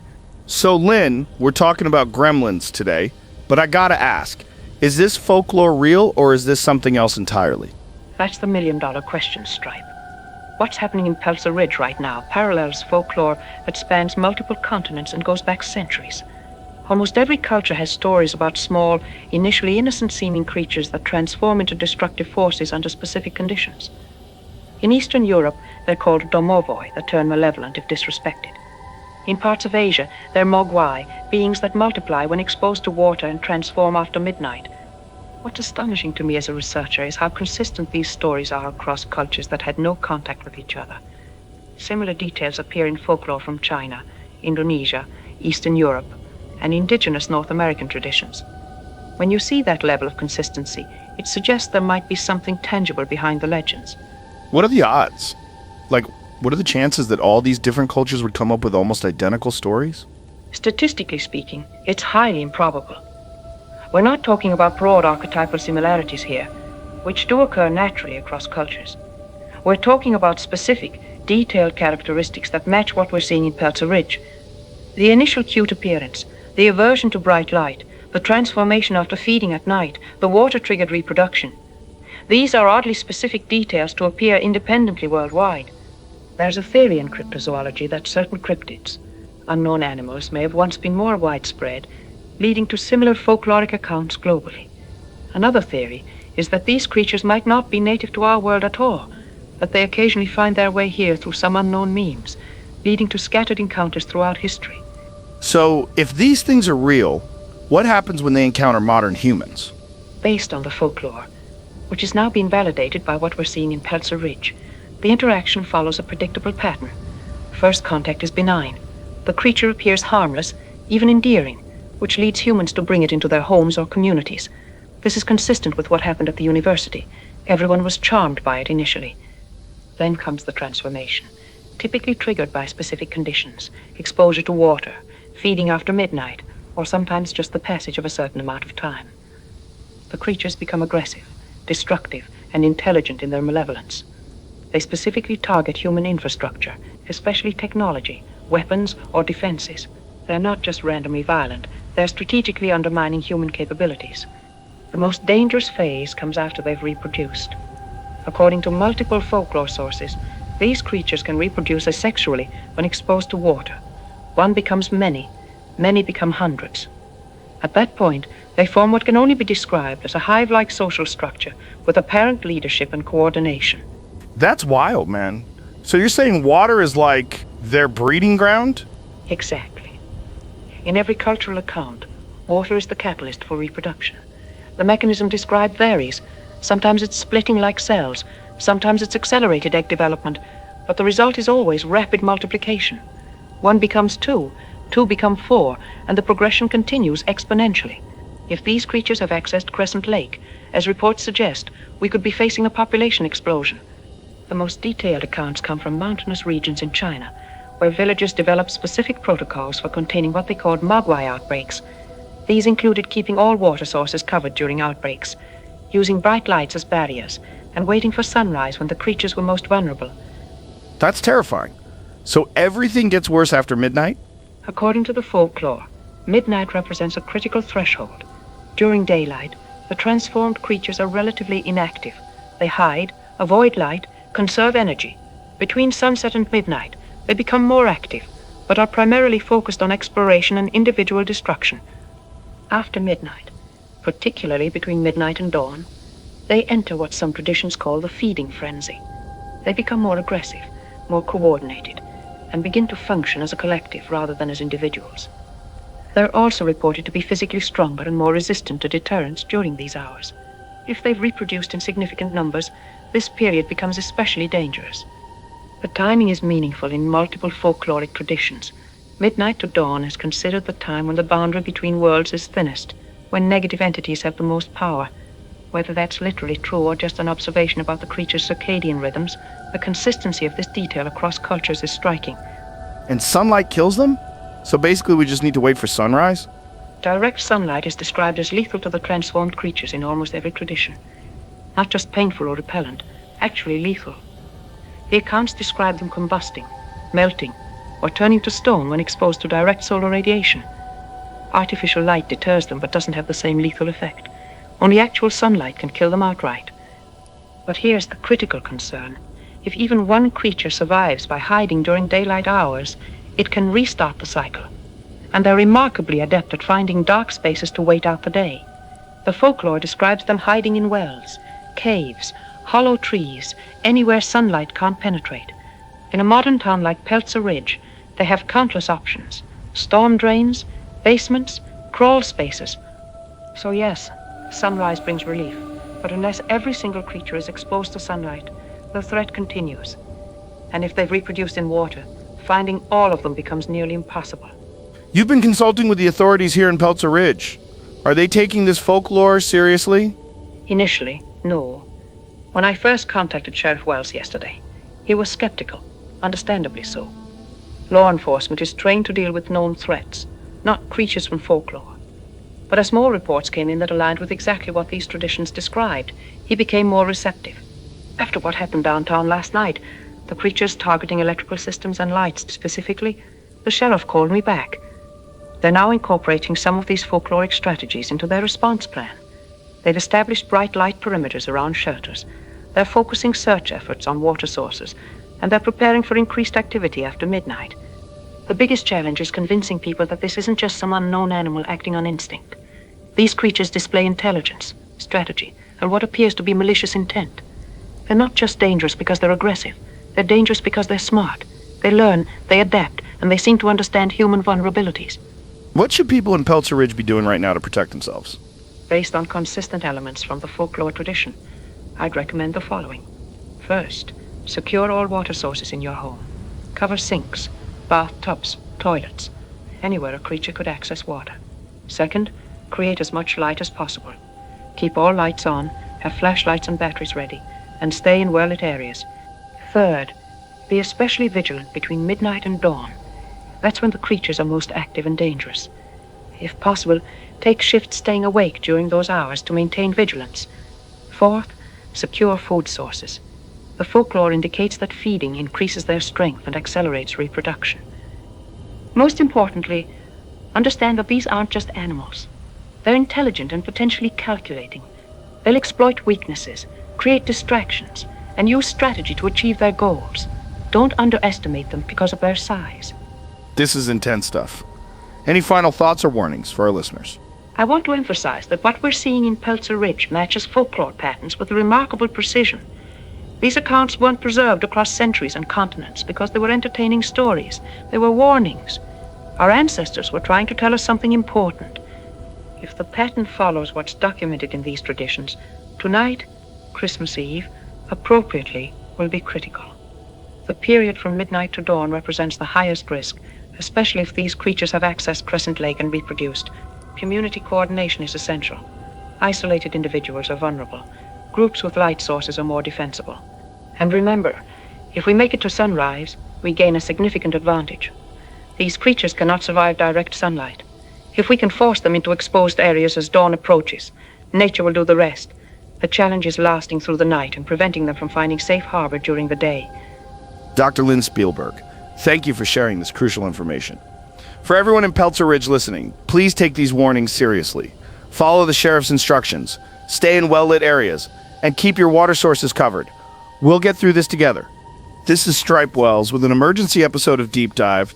Stay safe, stay informed, and remember, sometimes the oldest stories contain the most important truths. We'll continue broadcasting as the situation develops.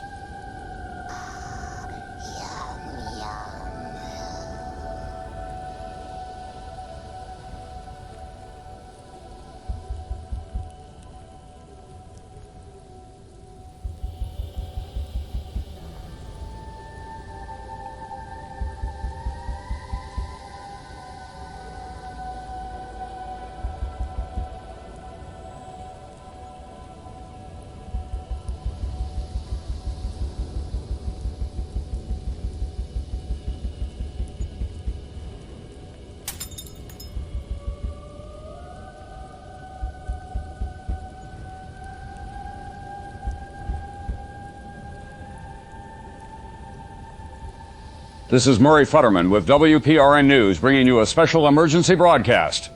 The situation in Peltzer Ridge has escalated dramatically in the past few hours. We have confirmation that hundreds of creatures have emerged from Crescent Lake following the incident reported earlier this evening. Security camera footage from lakeside resident Roy Steele shows what appears to be one creature entering the water at dusk, followed by a massive emergence of similar creatures shortly thereafter. Police attempted to contain the swarm near the lake, but were quickly overwhelmed as the creatures scattered in multiple directions toward populated areas. We're receiving reports of power failures throughout town, beginning around 10 p.m. near the lake area and spreading outward. As of 11:30 p.m., approximately 60% of Peltzer Ridge is without electricity, including portions of downtown and several residential neighborhoods. We go now to Marla Bloodstone, who was near Crescent Lake when the creatures emerged. Marla, can you hear me? Yes, Murray, I can hear you. I'm currently in my vehicle about half a mile from Crescent Lake. What I witnessed earlier tonight was unlike anything I've ever seen. I was positioned with sheriff's deputies near the boathouse where they believed one creature had been cornered. Around 7:30 p.m., they spotted it moving toward the water's edge. Despite attempts to capture it, the creature entered the lake. For about 20 minutes, nothing happened. Then the water began to churn and bubble. Deputies trained spotlights on the area, and we could see dozens, then hundreds of creatures emerging from the lake. They moved with shocking speed, overwhelming the perimeter in minutes. The deputies fired warning shots, but the creatures seemed undeterred, almost as if they were expecting the response. What struck me most was their coordination. They didn't scatter randomly. They moved in what looked like planned formations, with groups targeting specific areas like the power transformer station near the lake. Within minutes, the lights in that area went out. I saw several creatures deliberately attacking the deputies' vehicle headlights, creating darkness that allowed others to move through.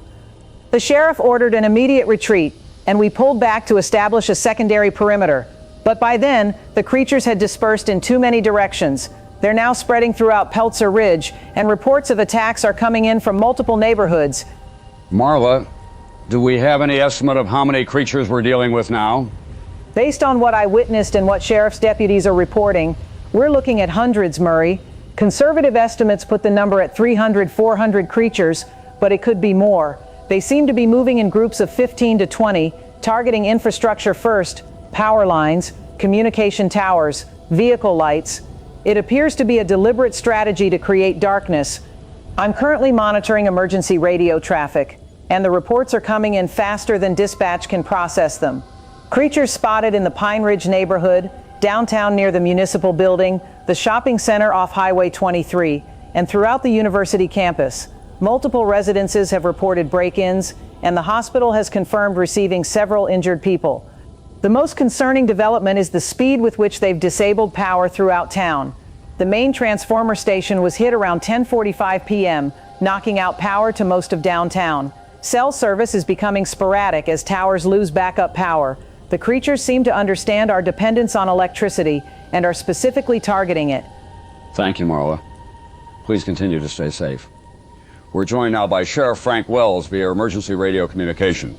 Sheriff, what's the current status of your response efforts? Murray, I'll be direct. We're facing an unprecedented crisis. The creatures that emerged from Crescent Lake have spread throughout town with remarkable speed. We're implementing our emergency response protocol, but the situation has escalated beyond our capacity to contain it. I've requested state police and National Guard assistance, but they're at least 2 hours out due to the holiday and weather conditions. My deputies are currently focusing on evacuating residents to designated safe zones, primarily the high school gymnasium, the municipal building, and the university's central hall. These locations have emergency generators, and we've established light perimeters around them. Based on our observations, bright light remains effective at deterring the creatures. I want to emphasize to anyone listening, if you cannot safely reach one of the designated shelters, barricade yourself in your home. Keep all lights on if you have power. If you've lost power, use flashlights, chemical light sticks, even candles, any light source you have available. Secure all doors and windows. Do not attempt to engage these creatures.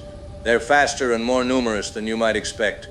We believe they're particularly active in dark areas, so main roads with streetlights are currently safer than side streets or wooded areas.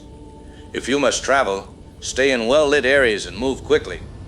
We have patrol units escorting groups to shelters where possible. Sheriff, there are reports that some of these creatures have actually entered homes. What should people do if that happens? If creatures breach your home, retreat to a room that can be secured, preferably one with few or no windows. Bathrooms, closets, or basements with egress windows often work best. Take your light sources with you. These creatures appear to avoid bright light, so create a barrier of illumination if possible. We're receiving reports that water causes them to multiply further, so avoid using water as a deterrent. In fact, if possible, cover any standing water in your home, sinks, bathtubs, even toilet bowls. Several homeowners have reported seeing creatures actively seeking water sources within homes. If you're in immediate danger, call 911. But understand that our response times are severely impacted due to the widespread nature of this event. We're prioritizing calls involving immediate life-threatening situations, particularly those involving children or vulnerable individuals. What's your assessment of how this situation might develop over the next few hours, Sheriff? Based on the pattern we've observed and the information provided by Dr. Lynn Spielberg, we expect increased activity between midnight and dawn. These creatures appear to become more aggressive after midnight, and their coordination seems to improve as well. The good news is that according to all accounts, direct sunlight is lethal to them. If we can hold out until dawn, we should see a significant reduction in their activity.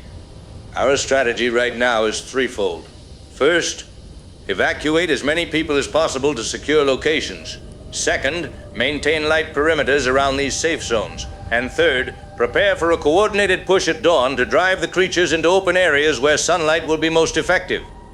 I want to be clear. This is going to be a difficult night for Peltzer Ridge. We're facing a threat unlike anything we've encountered before. But we've already identified effective tactics. We have a clear timeline until daylight provides an advantage. And most importantly, we have a community that's coming together. I've seen remarkable courage and cooperation tonight, and that gives me hope that we'll get through this. Thank you, Sheriff Wells. We'll continue to share updates from emergency services as they become available. For those just joining our emergency broadcast, Peltzer Ridge is experiencing a widespread crisis involving hundreds of hostile creatures that emerged from Crescent Lake earlier this evening. Authorities advise all residents to either evacuate to designated shelters if safe to do so, or to secure themselves in their homes away from windows and doors. Use light sources to create barriers against the creatures, and avoid contact with water which appears to cause them to multiply. We will remain on air throughout this emergency. Stay tuned for further updates and emergency instructions. This is Murray Futterman with WPRN News.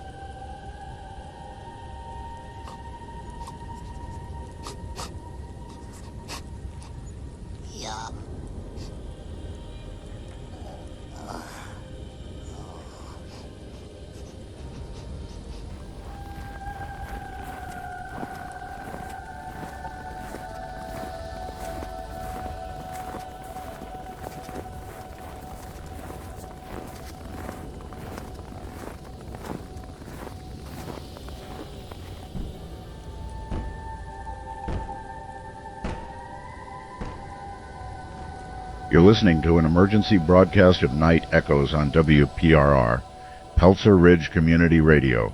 I'm Ricky Rialto. Something is happening in Peltzer Ridge, something that defies explanation. Listeners calling in report creatures, hundreds of them emerging from the lake as darkness fell. I'm going to be direct with you. This situation has escalated beyond what anyone anticipated. We're listening to emergency broadcasts and receiving calls from residents in real time. Stay with us. For those just joining, the creature that entered Crescent Lake earlier today has somehow multiplied. Hundreds of transformed, aggressive entities are now moving throughout town. They appear to be deliberately targeting power infrastructure, and large sections of Peltzer Ridge are now in darkness. Sheriff Wells is coordinating evacuation to designated shelters. If you cannot safely reach a shelter, secure yourself in your home, use any available light sources, and avoid water. Our phone lines are open for those with information to share or who need assistance. Our first caller is Sheila from the University Administration. Sheila, you're on Night Echoes. Ricky, I'm calling from my car. I was working late at the university when everything started happening.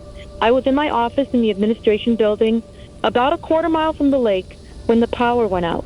At first, I thought it was just a regular outage, but then I started hearing these sounds, like high-pitched cackling, coming from outside. I looked out my window and saw them, dozens of them, moving across the campus quad. They were smashing light fixtures, climbing up utility poles, cutting wires. They were deliberately creating darkness. I managed to get to my car, but the main road is blocked. There's an overturned truck at the intersection. I'm trying to find an alternate route to the high school shelter, but I don't know if I'll make it. There are creatures all over campus now. They seem to be concentrating around buildings that still have lights on. Sheila, you're close to the lake. Tell us what you're seeing. What do you hear? What's the atmosphere like right now? It's chaos, but organized chaos. I can see creatures moving in groups, almost like search parties. They're methodically checking buildings, breaking windows, forcing doors open. The sound is what gets me, this mixture of chittering and laughing. It's almost like they're enjoying this. The campus emergency system was broadcasting alerts about 30 minutes ago, directing people to the central hall. But then that went silent too. I can see emergency lights at Central Hall, so I think they still have power there. There are creatures surrounding the building, but they seem to be staying outside the light perimeter. I keep thinking about what would have happened if this had been a normal day with students everywhere. At least most people were already gone for Christmas break, but there are still students in the dorms, staff in some buildings. I don't know if everyone got out. Wait, I see a gap in their pattern. I think I can make it down Science Drive to the back entrance. I'm going to try to reach the high school from there. I'll call back if I can. Be careful, Sheila. Let's hear now from Murray, town council member who's at the Emergency Command Center. Murray, you're on Night Echoes. Ricky, I'm at the municipal building with Mayor Clamp and emergency personnel. We've established a command center here, but I'll be honest, we're losing ground rapidly. The creatures have taken out the main power station, the backup relay, and several communication towers. We're operating on generator power and emergency radio frequencies only. What we're seeing is unprecedented. A single creature entered the lake, and within minutes, hundreds emerged. We've got reports of similar multiplication occurring in residential areas, where they've found water sources, pools, bathtubs, even fish tanks. Conservative estimates put the number at over 500 creatures now, and growing. They're not just randomly attacking, they're dismantling our infrastructure. They've disabled traffic lights, cut phone lines, and targeted our emergency response capabilities. 3 patrol cars have been disabled when creatures specifically attack their engines and radios. This isn't animal behavior. This is strategic. Murray, you're trying to manage this situation. Walk us through what's happening. What are officials seeing? We've identified several patterns in their behavior that might help people protect themselves. First, they're extremely averse to bright light. Standard household bulbs don't deter them much, but high-intensity lights, spotlights, floodlights, even powerful flashlights seem to keep them at bay. We've created light perimeters around the shelters that have been largely effective. Second, they're actively seeking water sources to multiply. We've seen them break water mains, puncture fire hydrants, even carry containers of water to new locations. If you're at home, shut off your main water valve if possible, and secure any standing water.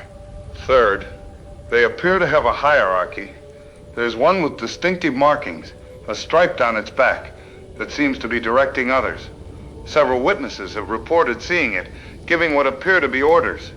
If we could somehow isolate or eliminate that one, it might disrupt their coordination.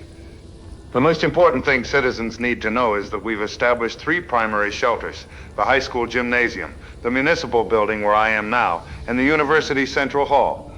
All have generator power, light perimeters, and armed personnel. If you can safely reach one of these locations, do so immediately.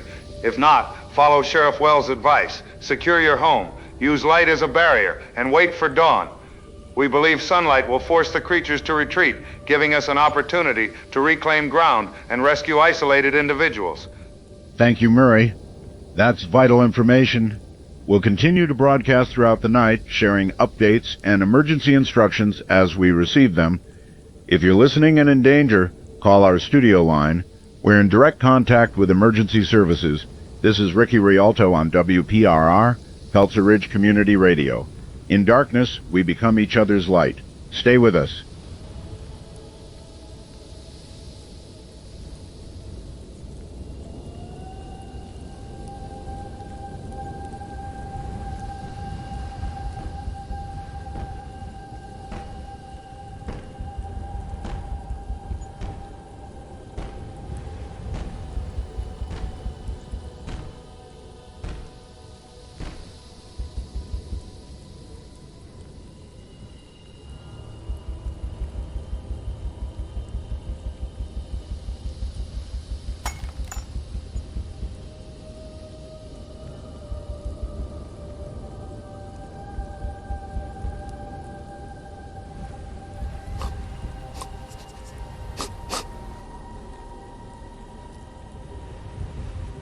This is it.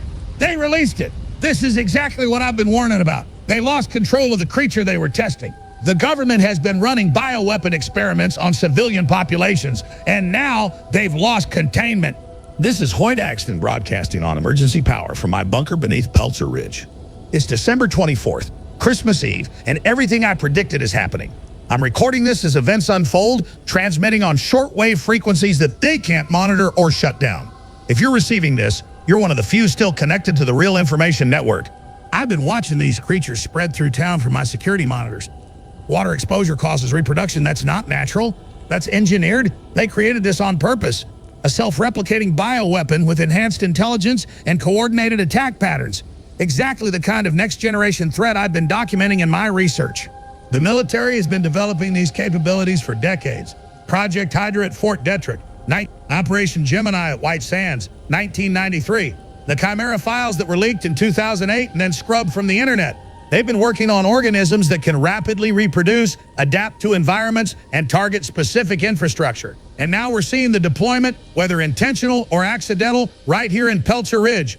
Look at the pattern. First, a seemingly harmless specimen appears, capturing public interest. Everyone's charmed by it, distracted. Then comes the transformation phase. They're testing adaptive capabilities. Now the reproduction phase, they're testing scalability. And what's next? The coordinated attack phase, they're testing tactical effectiveness. The timing is no coincidence. Christmas Eve, when emergency services are minimally staffed, when families are gathered in predictable locations, when the potential for maximum psychological impact is highest. This is standard protocol for field testing new bioweapons. Create conditions that maximize data collection while minimizing official response capabilities. My motion sensors just picked up activity outside the bunker entrance. They're getting closer, but they won't find me. I've prepared for this. Triple redundant power systems, no external water sources they can access, military-grade light barriers at all entry points, 6 months of supplies. I could outlast this entire operation if necessary. Wake up, Peltzer Ridge! Your government did this to you. This is their fault. You need to prepare. Get out. Defend yourselves. They won't help you. The military won't help you. You're on your own. Do you understand? This is an organized attack on the American people. I told you this was coming. I've been documenting this for years. They're trying to get into the house above the bunker. Let them try. Every entry point is rigged with high-intensity UV lights on motion sensors. First thing I did when I recognized what we're dealing with, I've studied the historical patterns. I know their weaknesses. Light, sunlight specifically, that's the key. Here's what you need to do right now, if you're still able to act. Create light barriers, not just regular bulbs, they'll destroy those. You need high-intensity light sources. Vehicle headlights, industrial flashlights, emergency flares, anything that produces intense, focused light. Seal all water sources. Every drop counts. Block drains. Cover toilets. Shut off main valves if possible. Form community defense groups if you can safely coordinate. Numbers provide safety, but only if organized. They're persistent. I'll give them that. Intelligent design features functioning as intended. But they haven't encountered someone who knows what they are. Someone who's been tracking this program for years. Someone who prepared. Listen to me. This isn't a random outbreak. This isn't an accident. This is a field test that broke containment. The real question is, will they deploy the kill switch protocol, or will they let it run to completion to gather more data? My sources inside Fort Detrick indicated all bioweapon programs include emergency termination capabilities, usually triggered remotely. But will they use it? Or is Peltzer Ridge considered an acceptable loss for their research objectives? Power Grid Sector 5 just went dark. Still in the west quadrant of town. They're eliminating infrastructure. Classic tactical pattern: disable communications, then power, then water, isolate before full assault. These aren't random attacks. This is military strategy programmed into bioweapons. If you're listed in this, remember, the government created this situation. The authorities won't admit it. They'll call it an unknown species, a freak occurrence, an unprecedented event. They'll never acknowledge the testing program that created these creatures. They'll never admit that Peltzer Ridge was selected for this field demonstration. They'll never reveal the true purpose: developing deployable bioweapons that can self-replicate and target critical infrastructure. Ha! Motion sensor just triggered the UV array at the south entrance. Fried at least 3 of them. See? Preparation. While everyone else was decorating Christmas trees, I was installing defense systems. While they were shopping for presents, I was stockpiling supplies. Who's the crazy one now? I'll continue monitoring and broadcasting as long as I can. This frequency will remain active. I'll update with tactical information as the situation develops. Remember, light is your weapon. Water is their ally. Dawn is your salvation. Survive until sunrise. That's your mission now. This is Hoyt Axton, the only source of truth in Peltzer Ridge, signing off temporarily to conserve generator power. Stay vigilant. Stay prepared. The truth will outlast their lies, just as we will outlast their creations.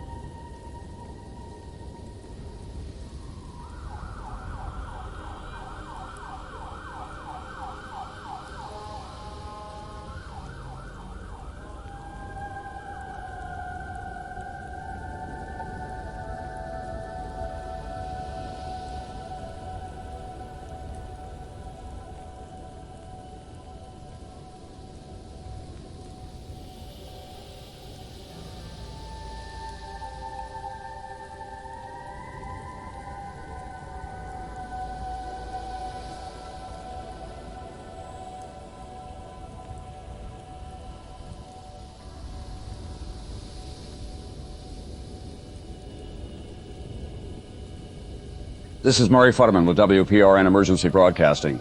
If you're hearing my voice, you are among the few still receiving transmissions in Peltzer Ridge. It is now just after 3 a.m. on Christmas morning, and I'm broadcasting from our emergency studio using backup generator power.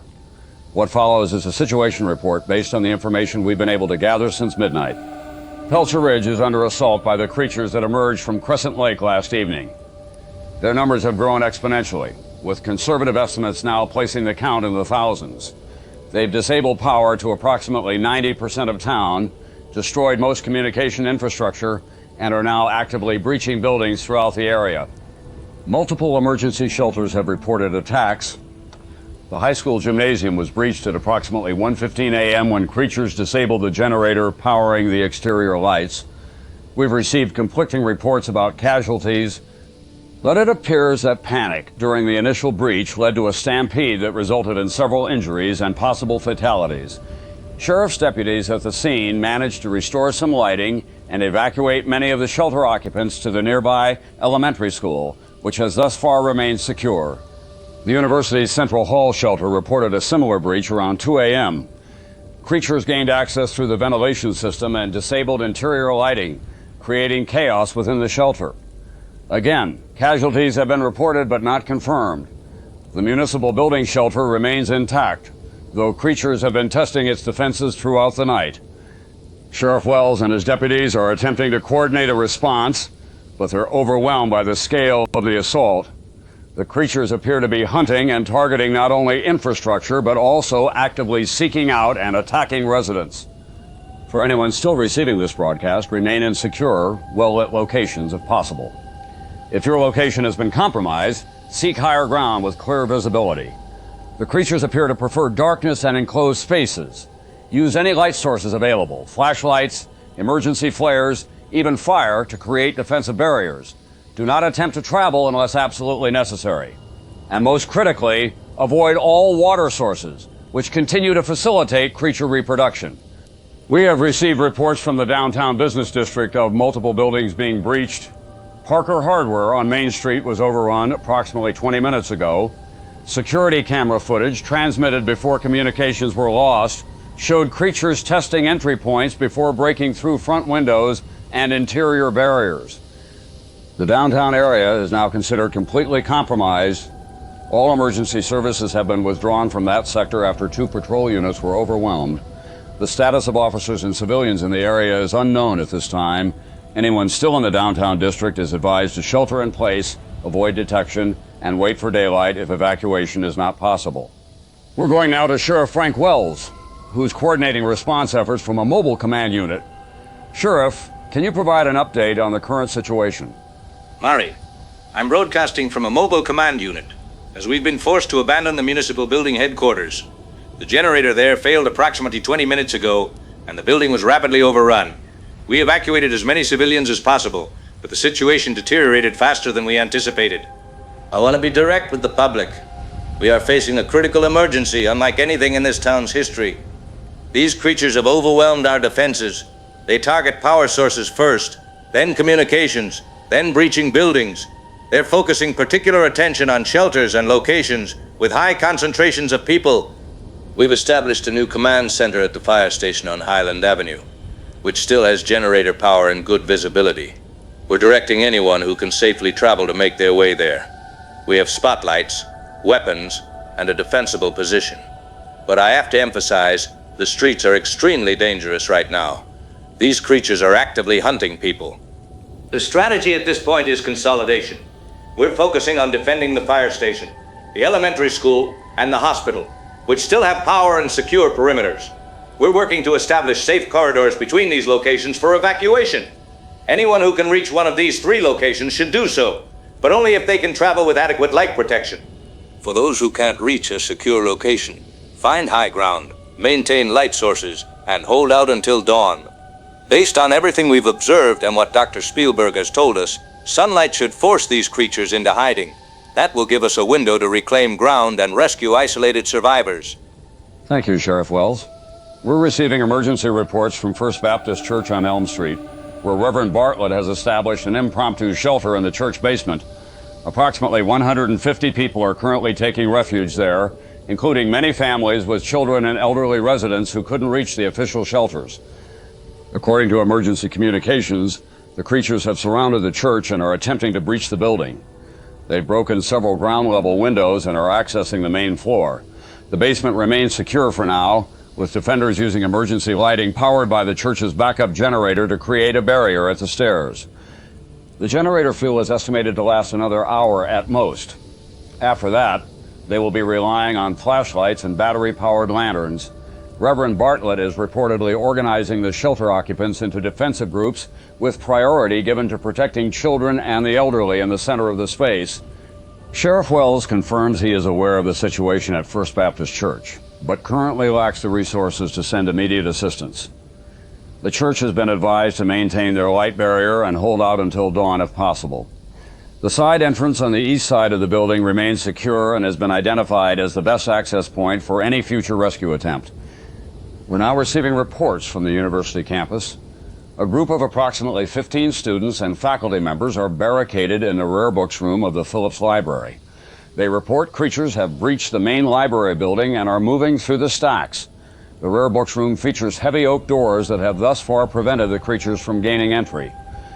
Observers from the library's third-floor windows report seeing hundreds of creatures swarming the campus quad. Of particular concern is witness testimony describing what appears to be organized behavior, a creature with distinctive white markings seemingly directing the others. Even more alarming, creatures have been observed connecting fire hoses to hydrants, flooding areas around buildings, which appears to accelerate their reproduction. The Science Center remains partially illuminated due to its emergency power system. Creatures are reported to be surrounding the building but staying outside the light perimeter. They've been observed throwing objects at the exterior lights in apparent attempts to disable them. Additional reports indicate that the creatures are utilizing water sources throughout town to multiply their numbers. Witnesses describe seeing creatures deliberately breaking water mains and flooding basements, creating environments conducive to rapid reproduction. This confirms earlier theories about their unusual biological characteristics and explains their exponential population growth over the past few hours. Emergency services are spread dangerously thin. The hospital reports it's operating at capacity, treating multiple casualties while maintaining a secure perimeter using emergency lighting. Several police and fire units have been lost or cut off from communication. The elementary school shelter reports it's still secure with approximately 80 people inside, but creatures are testing their defenses regularly. For anyone still receiving this broadcast, we're receiving similar reports from throughout Peltzer Ridge. Multiple locations under siege, creatures breaching buildings and actively hunting residents. If you're in a secure location with adequate lighting, remain where you are. If your position has been compromised, move to higher ground or open spaces where the creatures can't surround you. Use any light sources available for defense. And remember, dawn is coming. Sunrise is approximately 2 hours and 45 minutes away. This is Murray Futterman with WPRN Emergency Broadcasting. We'll continue to monitor the situation and provide updates as they become available. Stay with us. Stay strong. Stay alive.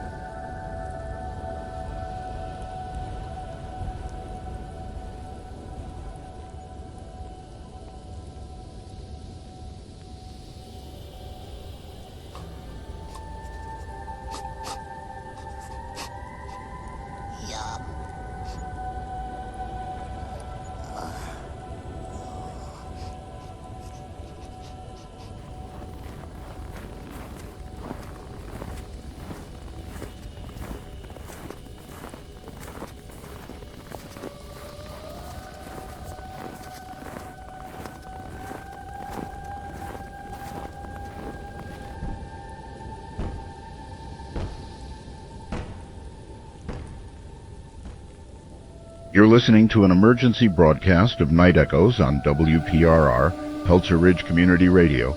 I'm Ricky Rialto. We are receiving emergency calls. These are real people, real situations happening right now. Stay with us. Listen. And if you're in crisis, know you are not alone. Someone is listening to you. It is now 12:30 a.m. on Christmas morning. The situation in Peltzer Ridge has deteriorated rapidly since midnight.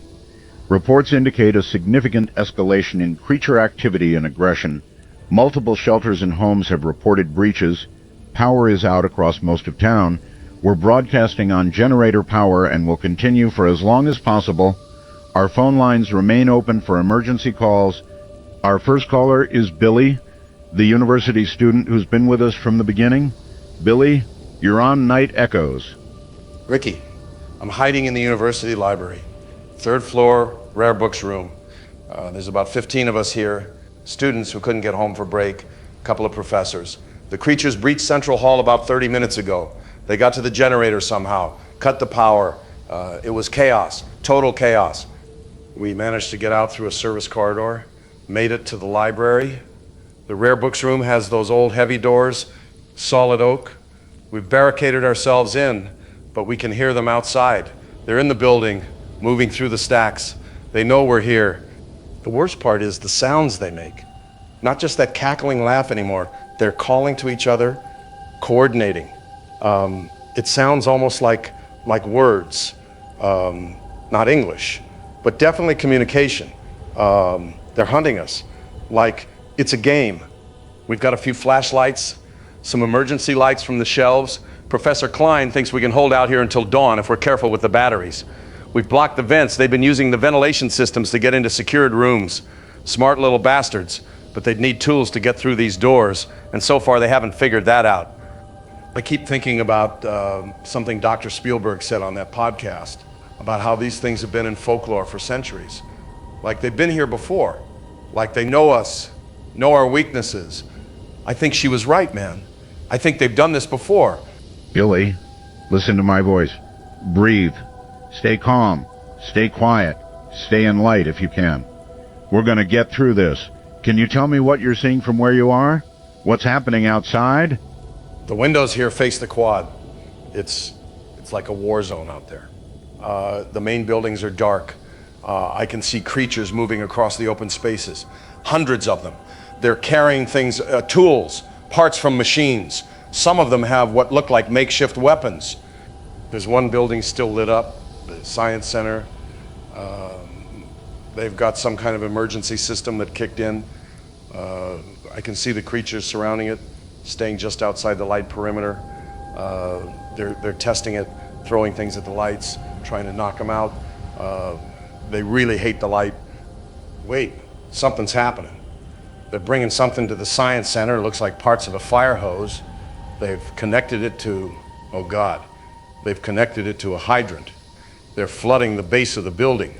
There's water everywhere, and the water's moving. It's churning. More of them. They're making more. I should go. They might hear me. If anyone's out there who can help, we're in Phillips Library, 3rd floor, rare books room. But honestly, I don't know if anyone can get through. There are too many of them now. Stay hidden. Billy, we'll maintain contact if possible. Our next caller is Pete, the high school teacher. Pete, you're on the air. Ricky, I'm at the high school gymnasium with about 200 people. We were one of the main shelters, but things have gone bad here. The creatures disabled our generator about an hour ago. They cut the fuel line somehow, knew exactly where to hit it. When the exterior lights went out, they swarmed the building. We managed to create a defensive perimeter inside using emergency lights and flashlights, but people panicked. There was a stampede toward the exits. Several people were trampled. 2 children separated from their parents.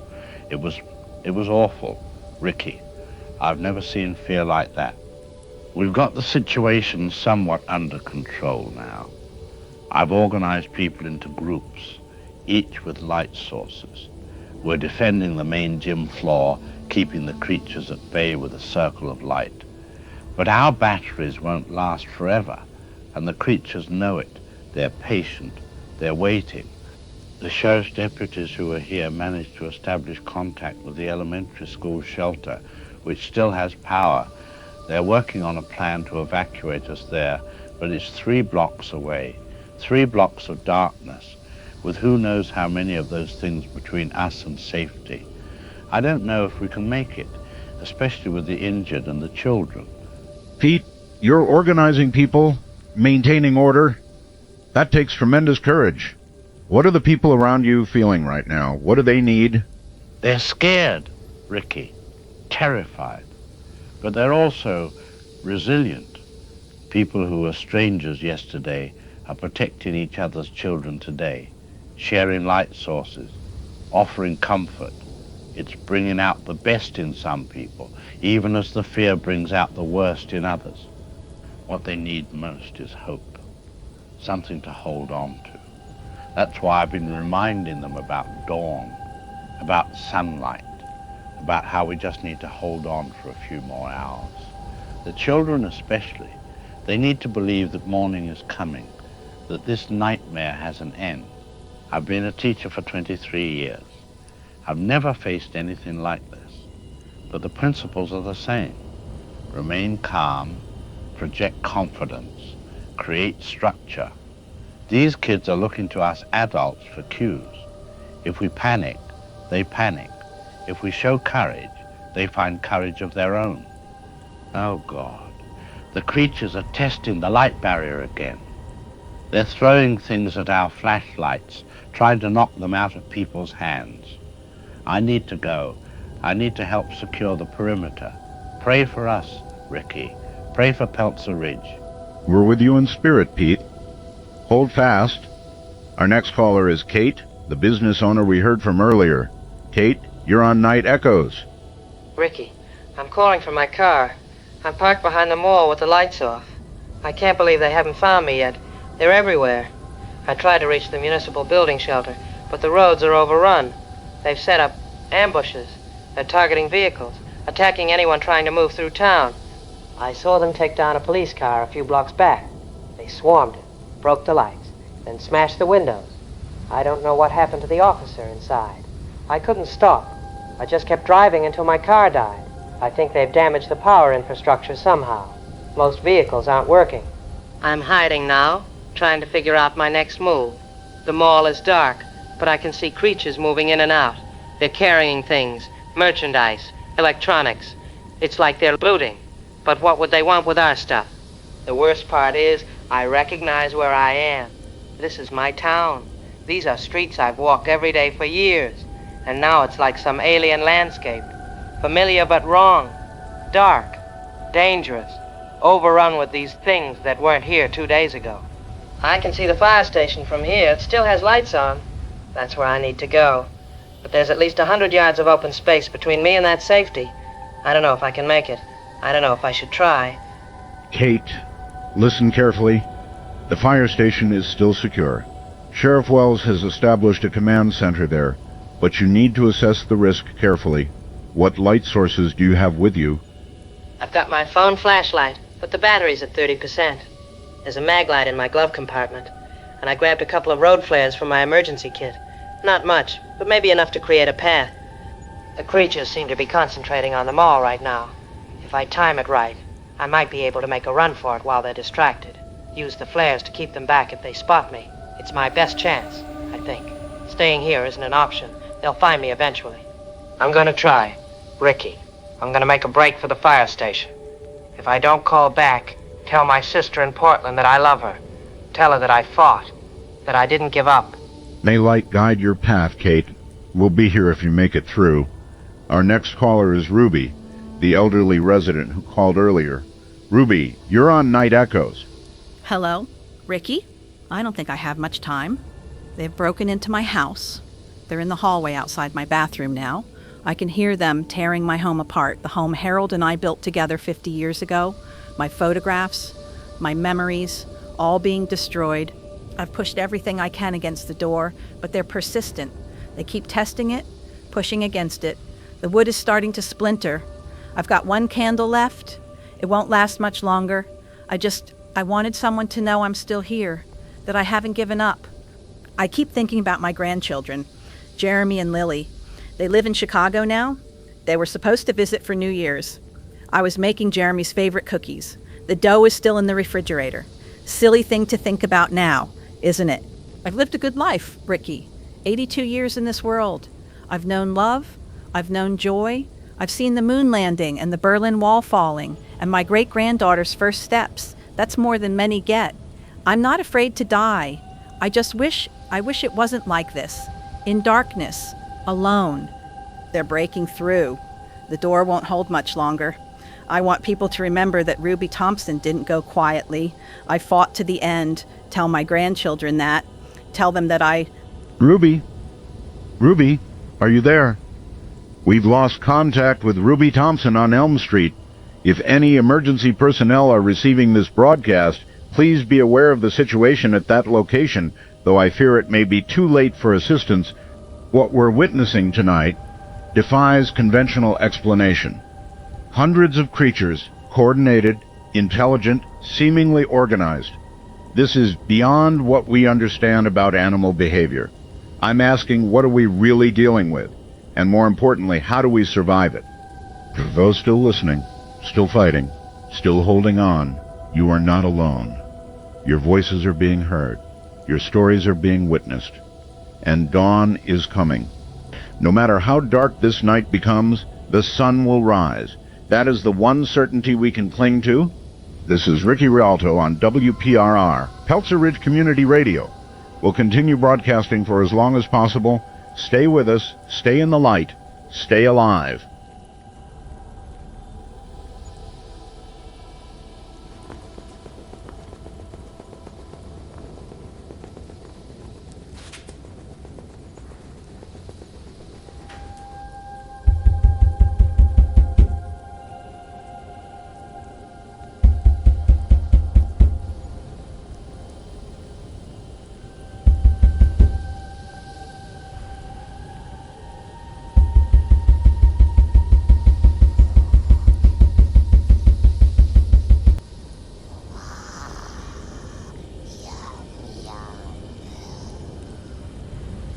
This is Murray Futterman with WPRN Emergency Broadcasting. The time is approximately 3:45 a.m. on Christmas morning. We continue to monitor the crisis in Peltzer Ridge as the creature invasion enters its most critical phase. A remarkable development has emerged in the past hour that offers a potential turning point in this desperate situation. Survivors across town have discovered that artificial light is significantly more effective against the creatures than previously understood. Not merely as a deterrent, but as an active defensive measure that causes the creatures physical pain and forces their retreat. This discovery was first reported by residents at the elementary school shelter, where emergency floodlights were observed, causing creatures to recoil violently when directed at them at close range. Similar reports have now come in from multiple locations throughout Peltzer Ridge, confirming that high-intensity light sources are effective weapons against the creatures. We're receiving updates from the 3 primary shelter locations, all of which are implementing organized light defense strategies. The elementary school, fire station, and church basement have all successfully repelled creature attacks using concentrated light sources. This discovery aligns with information previously shared by Dr. Lynn Spielberg, the cryptozoologist who warned about the creature's aversion to light. Her insight, initially regarded with skepticism, has proven prophetically accurate and potentially life-saving. We go now to Marla Bloodstone, who's at the municipal building where this defensive strategy is being coordinated. Marla, what can you tell us about the current situation? Murray, I'm at the municipal building where power has been partially restored thanks to an emergency generator repair. After being driven from this location earlier in the night, emergency personnel have retaken the facility using organized light tactics. A team led by Officer Rodriguez used police cruiser spotlights to clear the building floor by floor. They've now established what they're calling light zones throughout the building. When creatures approach these barriers, they recoil, shriek, and retreat immediately. Some that were caught directly in spotlight beams actually appeared to smoke or steam, as if the light was burning them. Mayor Clamp has returned to the building and is coordinating with Sheriff Wells to implement this strategy town-wide. They're using emergency radio frequencies to spread the word to isolated survivors, maximize light sources, create defensive perimeters, and hold out until dawn. Sheriff Wells has assembled light teams equipped with high-intensity sources who are venturing into creature-controlled areas to extract survivors. They've successfully rescued several families using light to create safe corridors through overrun neighborhoods. It's worth noting that these creatures remain extremely dangerous and numerous. The light defense works, but it requires power sources that are limited and vulnerable, and the creatures are adapting. They're now deliberately targeting light sources, throwing objects at them, attempting to disable them from safe distances. We're joined now by Mayor Daniel Clamp, who's coordinating the response from the municipal building. Mayor Clamp, how is this new defensive strategy being implemented across town? Thank you, Murray. What we've discovered about these creatures' extreme aversion to light has fundamentally changed our approach.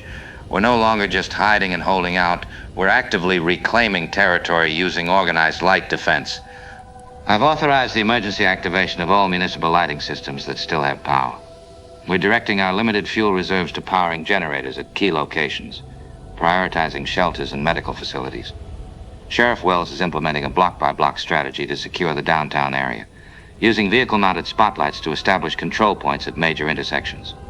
Areas that were completely overrun 2 hours ago are now partially secured. Most importantly, we're getting this information to isolated survivors throughout town. Emergency broadcasts like yours are critical. People need to know that light isn't just something to hide behind. It's an active defense that causes these creatures physical distress. We've managed to establish limited radio contact with state emergency management. They're mobilizing National Guard units. But deployment is complicated by the holidays. What we know with certainty is that sunrise is approximately 2 hours away. Based on everything we've learned, dawn should force them into hiding or retreat. I want to emphasize to everyone listening, this fight is far from over, but we now have a viable defense. If you're in a secure location with light sources, maintain your position and conserve power. If you're in danger, use any available light as an active weapon. Direct it at the creatures, force them back, and know that help is organizing. For anyone still receiving this broadcast, the situation remains extremely dangerous, but for the first time since this crisis began, we have an effective defense and a coordinated strategy. Light is our weapon. Light is our shield. Light will see us through until dawn. This is Murray Futterman with WPRN Emergency Broadcasting. We'll continue to provide updates as this situation develops. For the first time tonight, there is reason for cautious hope in Peltzer Ridge. Stay with us. Stay strong. Stay in the light.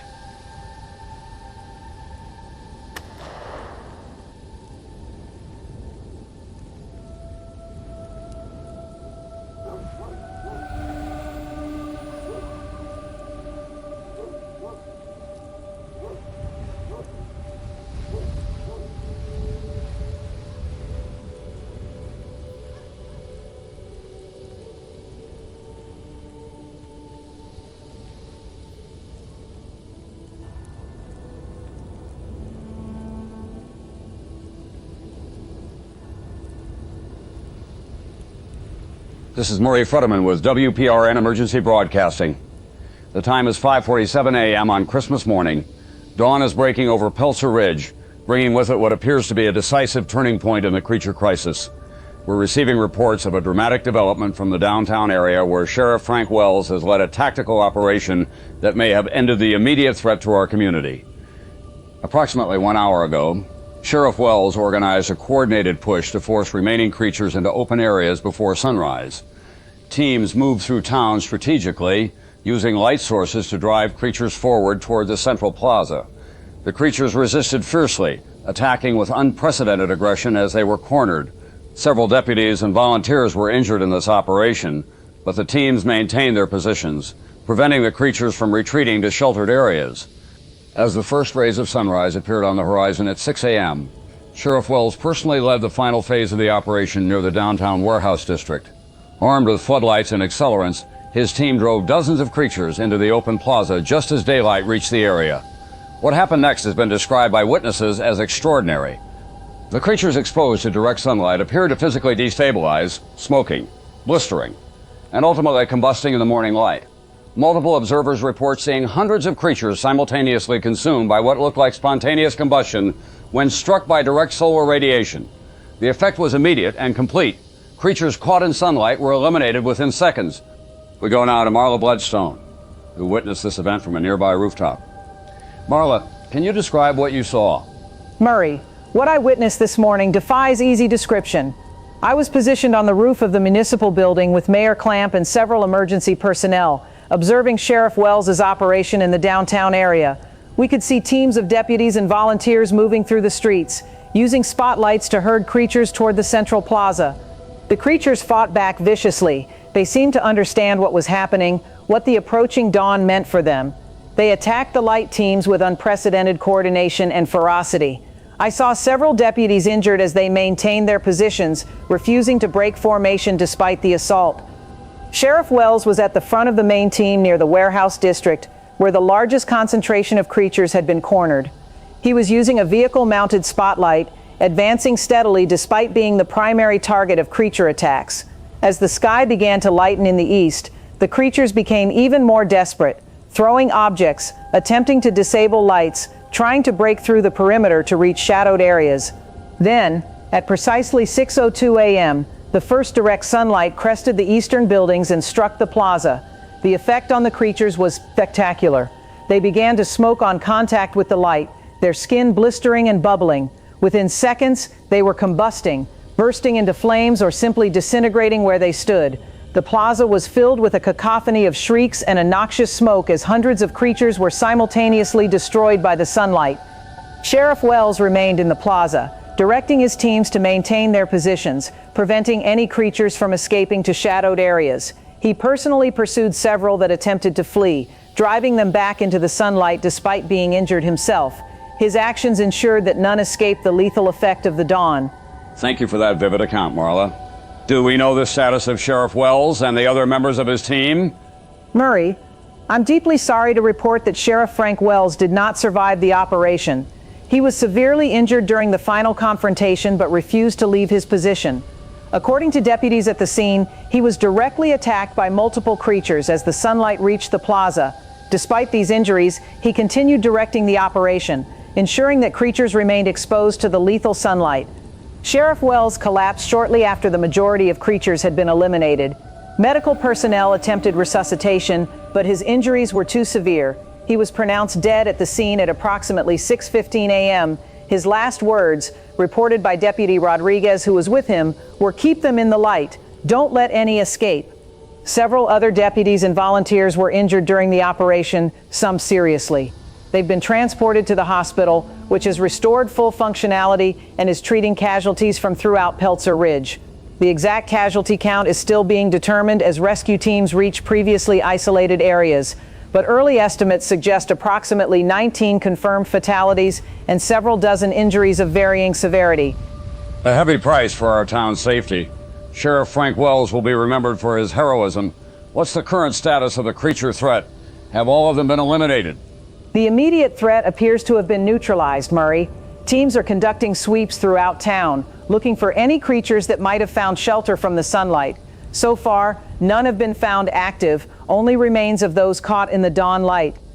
Mayor Clamp has organized a town-wide search operation focusing on dark spaces, basements, sewers, warehouses, anywhere creatures might hide from sunlight.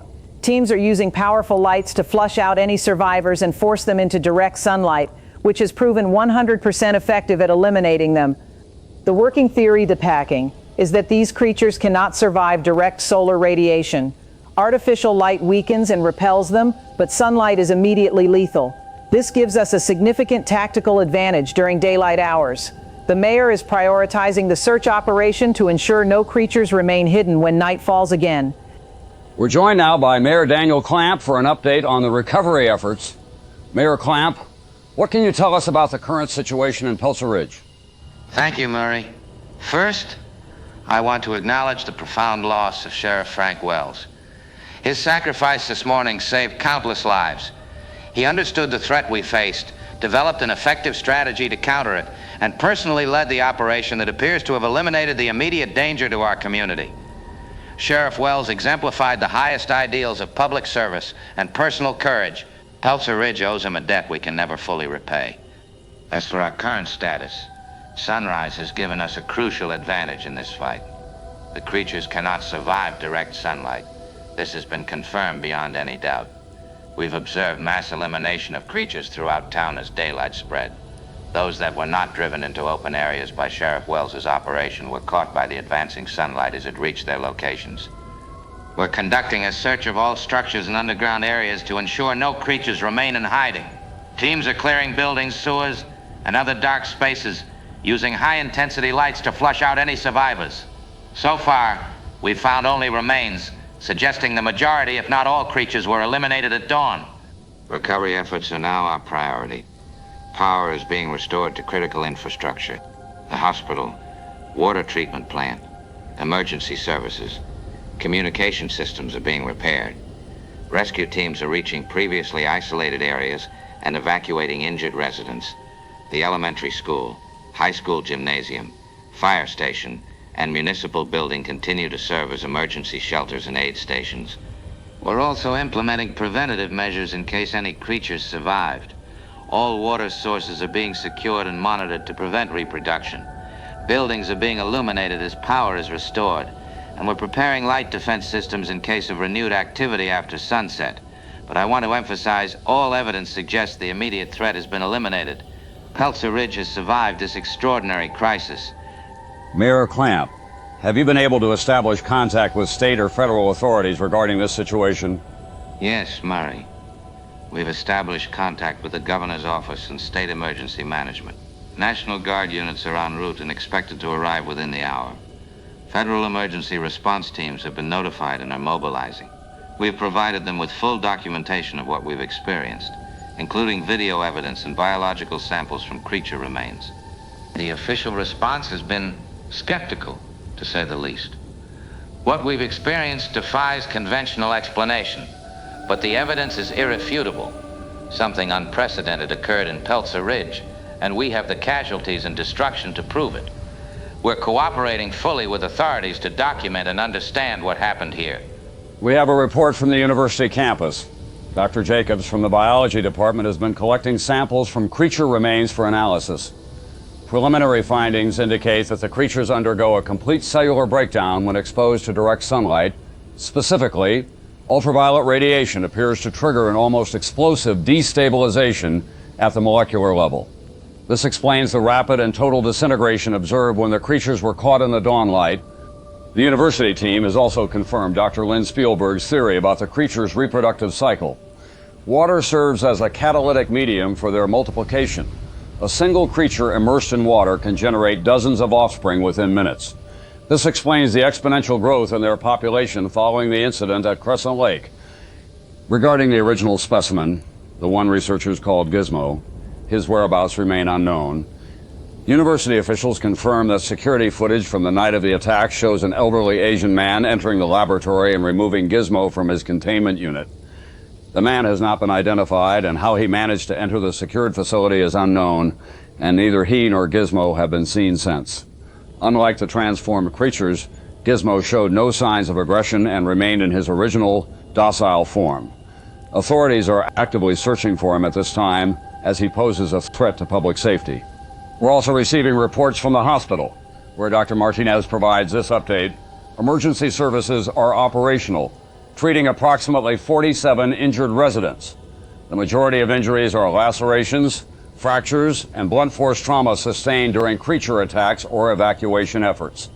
Medical staff are also monitoring for any potential biological contamination from contact with the creatures, though no evidence of infection or other transmissible effects has been found. Reports from throughout town indicate widespread property damage, but a remarkable spirit of cooperation as recovery efforts begin. Neighbors are helping neighbors secure damaged homes, clear debris, and account for missing persons. The community center has been established as the primary coordination point for volunteer efforts, with teams being organized to assist with everything from emergency repairs to food distribution. At First Baptist Church, Reverend Bartlett is coordinating counseling services and organizing a memorial service for this afternoon to honor those lost during the night, particularly Sheriff Frank Wells, whose sacrifice has been credited with saving countless lives. The church is also serving as a temporary shelter for displaced families and a distribution point for emergency supplies. For those of you just joining our broadcast, Peltzer Ridge has emerged from a night of unprecedented terror. The creatures that overran our town have been eliminated by exposure to direct sunlight at dawn. Sheriff Frank Wells, who led the final operation to drive creatures into the open as sunrise approached, gave his life to ensure our community's safety. Recovery efforts are underway, and outside assistance is en route. We'll continue broadcasting throughout the day with updates on the situation, information about emergency services, and support for those affected by this crisis. This is Murray Futterman with WPRN News, reporting on what will surely be remembered as the most extraordinary night in Peltzer Ridge history, a night of darkness followed by a dawn of hope. Stay with us as our community begins the process of healing and recovery.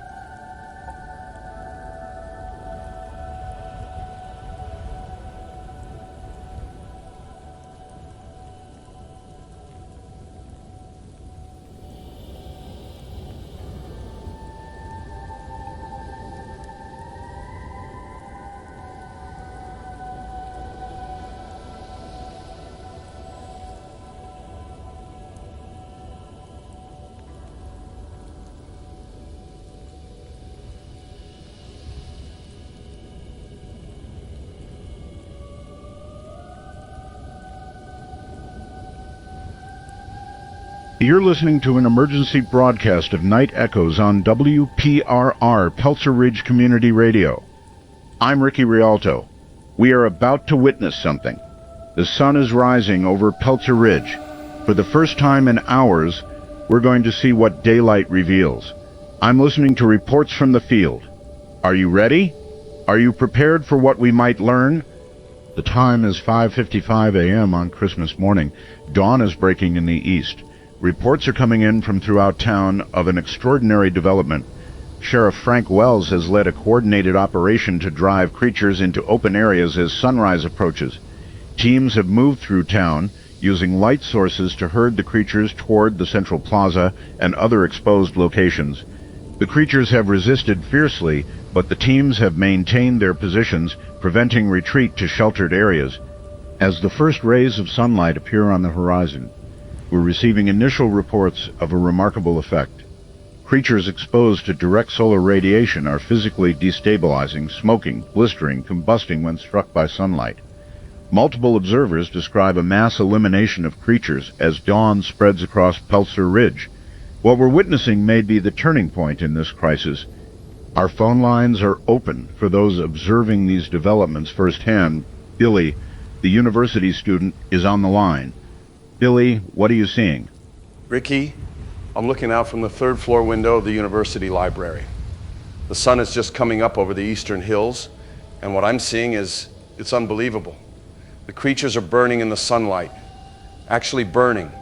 The moment direct light touches them, they start to smoke, then blister, then just disintegrate. There were hundreds of them on the quad below us. They've been swarming the building all night. As the sunlight reached them, they tried to run for the shadows, but it moved too quickly. They're just dissolving, turning into steaming puddles of goo. The sound is awful, this high-pitched shrieking as they die. Some of them made it to shadowed areas between buildings, but campus security is using spotlights to flush them out into the sunlight. It's like a coordinated hunting operation. They're driving them from shadow to shadow until there's nowhere left to hide, and the sunlight catches them. The change in just these few minutes is dramatic. The quad was overrun with creatures 5 minutes ago. Now it's just empty, just these steaming remains. I can see people emerging from buildings all over campus, looking around cautiously, realizing it might be over. It's like we made it. We survived the night. A remarkable report. Thank you, Billy. Let's hear from Kate in the downtown area. Kate, you're on Night Echoes. Ricky, I'm with a team from the fire station. We've been part of Sheriff Wells' operation to drive creatures toward the central plaza. What I've just witnessed is, I don't even have words for it. Hundreds of creatures, maybe thousands, caught in the sunrise, burning away to nothing. Sheriff Wells led the final push personally. He was at the front of our team, using a vehicle-mounted spotlight to herd creatures toward the plaza. They fought back viciously. They seemed to understand what was happening, what the approaching dawn meant for them. The sheriff was attacked multiple times, but refused to retreat from his position. He kept pushing them toward the open area where they'd have no shelter from the sunrise. When the light hit them, Ricky, it was like something out of a movie. They just combusted, all at once. Hundreds of them burning simultaneously. The plaza filled with this acrid smoke and this horrible chorus of dying shrieks. And then, silence. Just piles of steaming remains where moments before there had been a seething mass of creatures. But Ricky, Sheriff Wells, he was badly injured in the final confrontation. Multiple creatures attacked him directly as the sunlight reached the plaza. He fought them off, continued directing the operation, making sure none escaped the light, but his injuries were too severe. He collapsed just after the creatures were eliminated. Medical personnel tried to save him, but he didn't make it. Sheriff Frank Wells is dead, Ricky. He died saving Peltzer Ridge. With genuine emotion, Sheriff Frank Wells gave his life so that his town could live. This is not a dramatic statement. This is fact. He made a choice to stand in the sunlight, to hold creatures in lethal light, knowing he would not survive. That is sacrifice. That is heroism. That is what it means to love your community more than yourself. Our next caller is Pete from the high school gymnasium. Pete, what are you witnessing as dawn breaks? Ricky, we're watching a miracle. The creatures that have surrounded the gymnasium all night are being destroyed by the sunrise. It's spreading like a wave across the grounds. Wherever direct sunlight touches, the creatures simply can't survive. They're smoking, blistering, then just melting away. We've maintained our light perimeter through the night, but we were running low on power. Our batteries were failing, generator almost out of fuel. Dawn came just in time. As the eastern sky lightened, The creatures became more frantic, throwing themselves against our light barrier with increased desperation. They knew what was coming. They knew what the light would do to them. When the first rays hit the parking lot, we saw it immediately. Creatures caught in the light began to smoke and blister.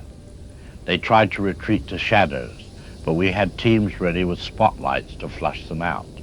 Within minutes, it was over. Hundreds of creatures reduced to steaming remains. We're emerging cautiously now.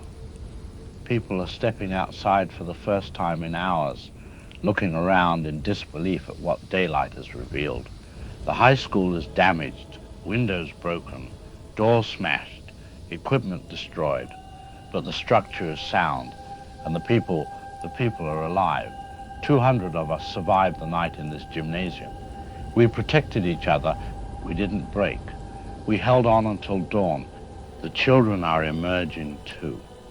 They're looking at the sunrise with these expressions of wonder, relief, like they can't quite believe the nightmare is over. Parents are hugging them, reassuring them. We made it, Ricky. We survived. Light conquering darkness. Let's hear from Sheila at the church basement shelter. Sheila, you're on Night Echoes. Ricky, we've made it through the night. The church basement shelter held. All 150 of us survived, except for Ruby, who we lost earlier. As dawn approached, Reverend Bartlett organized us into teams to check the building. We moved floor by floor, using our remaining light sources to clear each area. The creatures had breached the upper levels, but they retreated as our light teams advanced. When sunrise came, we watched from the windows as sunlight spread across the church grounds. The creatures caught in the open simply combusted, like they couldn't exist in daylight. Within minutes, there was nothing left but steaming remains. Reverend Bartlett led us in prayer as we watched, thanking God for bringing us through the night, for the dawn that saved us. People are emerging now, looking around at a town transformed. There's damage everywhere, broken windows, smashed doors, overturned vehicles, but also this profound sense of survival, of having faced something unimaginable and come through it. Strangers are hugging each other, crying together, checking on neighbors. In the midst of all this destruction, there's this powerful sense of community. We're organizing now to help with recovery efforts. The church will serve as an aid station for those in need. Reverend Bartlett is planning a memorial service for those we lost, including Sheriff Wells. We're mourning, Ricky, but we're also healing. The dawn brought more than just light. It brought hope. If you're listening and you've survived the night, I want you to know you are not alone in what you've experienced. What happened in Peltzer Ridge defies conventional explanation. It challenges our understanding of the world, but it does not define us. What defines us is how we responded, with courage, with compassion, with community. Sheriff Frank Wells embodied the highest ideals of service and sacrifice. His actions at dawn ensured that countless others would live, remember his name, honor his memory, and honor all those who didn't survive this night: Ruby Thompson, David Behringer, Brent Banks, and others whose names we're still learning. For those listening who have lost someone, you're not alone. We're all grieving together. For those listening who survived, you have responsibility now to live fully, to honor those who didn't, to remember, to tell this story. This is Ricky Rialto on WPRR, Peltzer Ridge Community Radio. We'll continue broadcasting throughout the day with updates on recovery efforts, support services, and resources for those affected by this crisis. The night is over, the dawn has come, and with it, hope returns to Peltzer Ridge.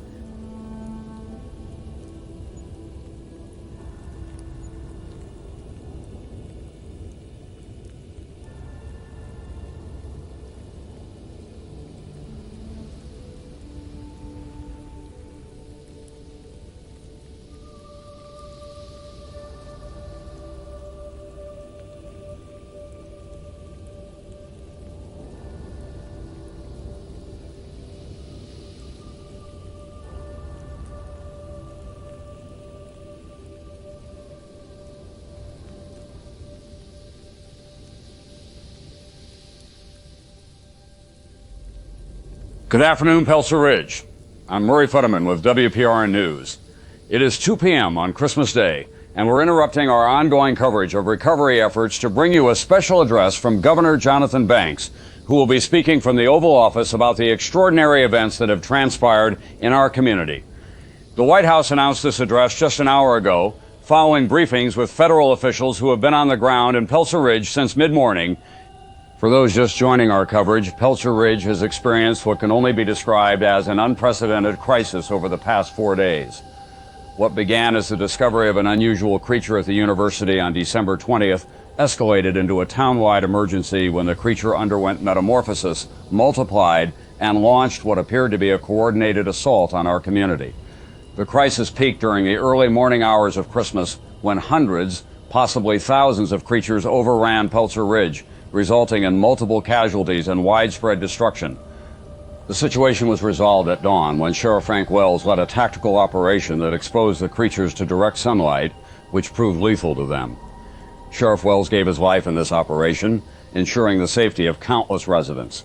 In total, 19 people lost their lives during this crisis, with approximately 47 injured.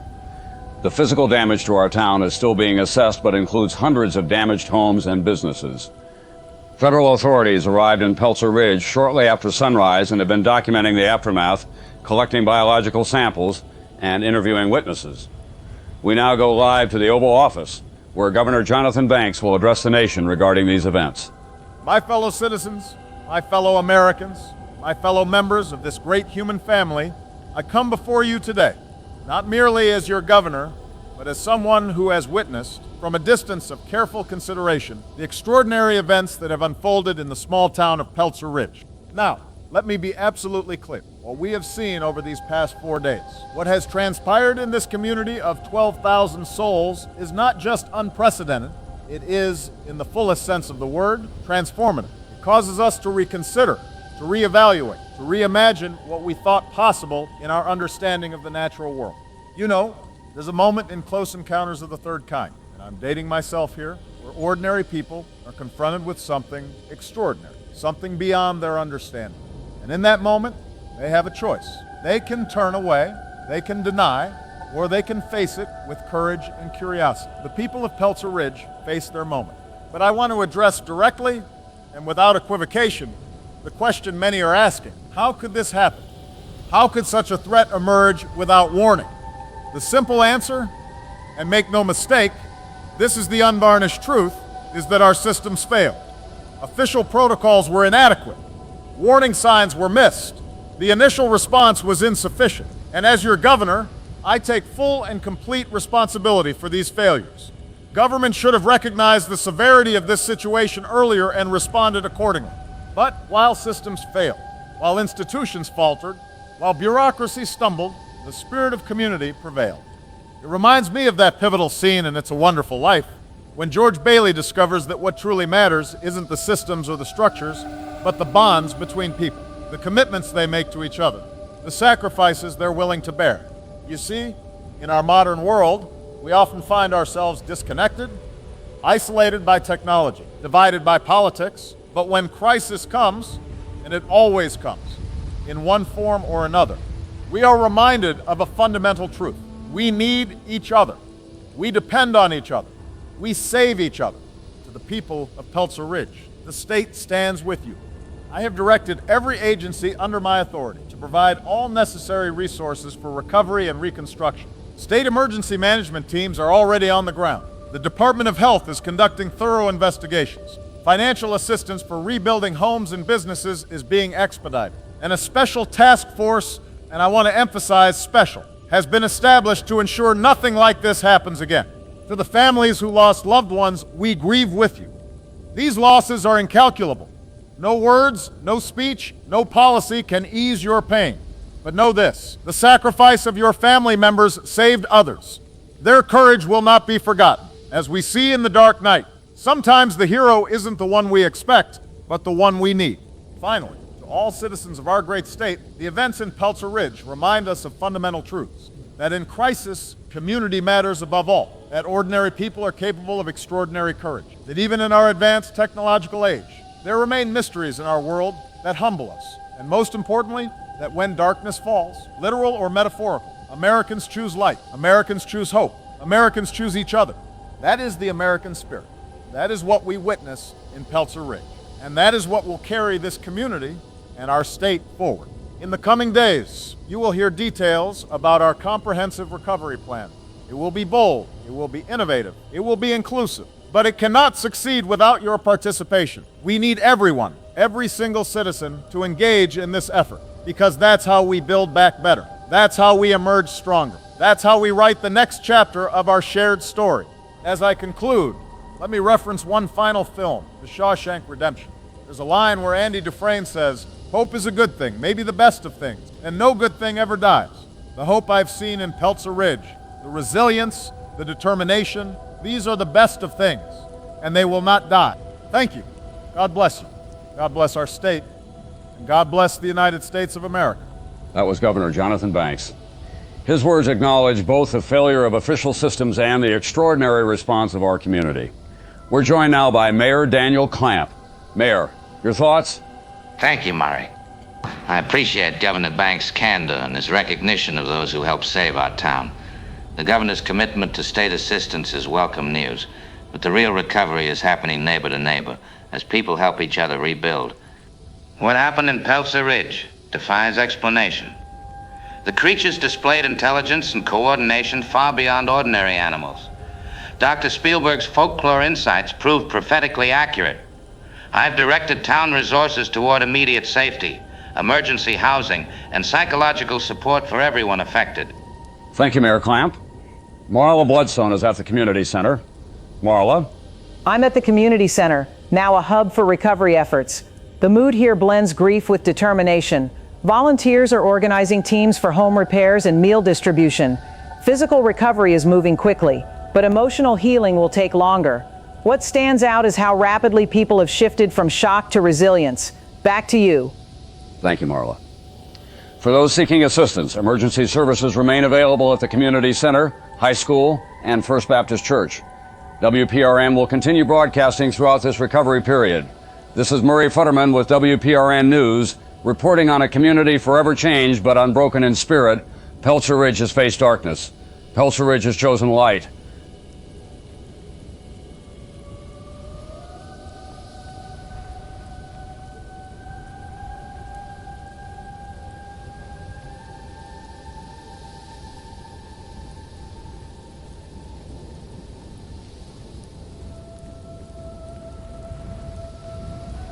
And so our curious ordeal in Pelzer Ridge concludes beneath the uncompromising glare of sunlight.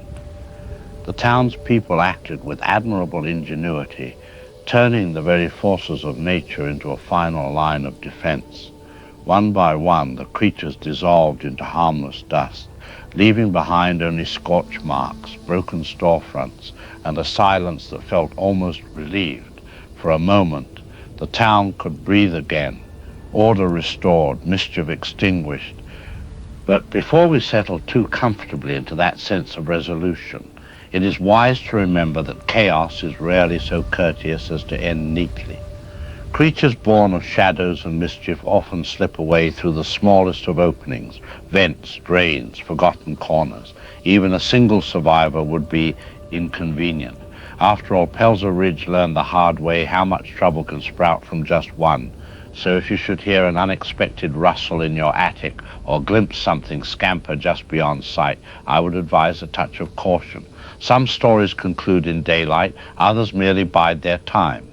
Thank you for joining us. Until our next tale, sleep lightly.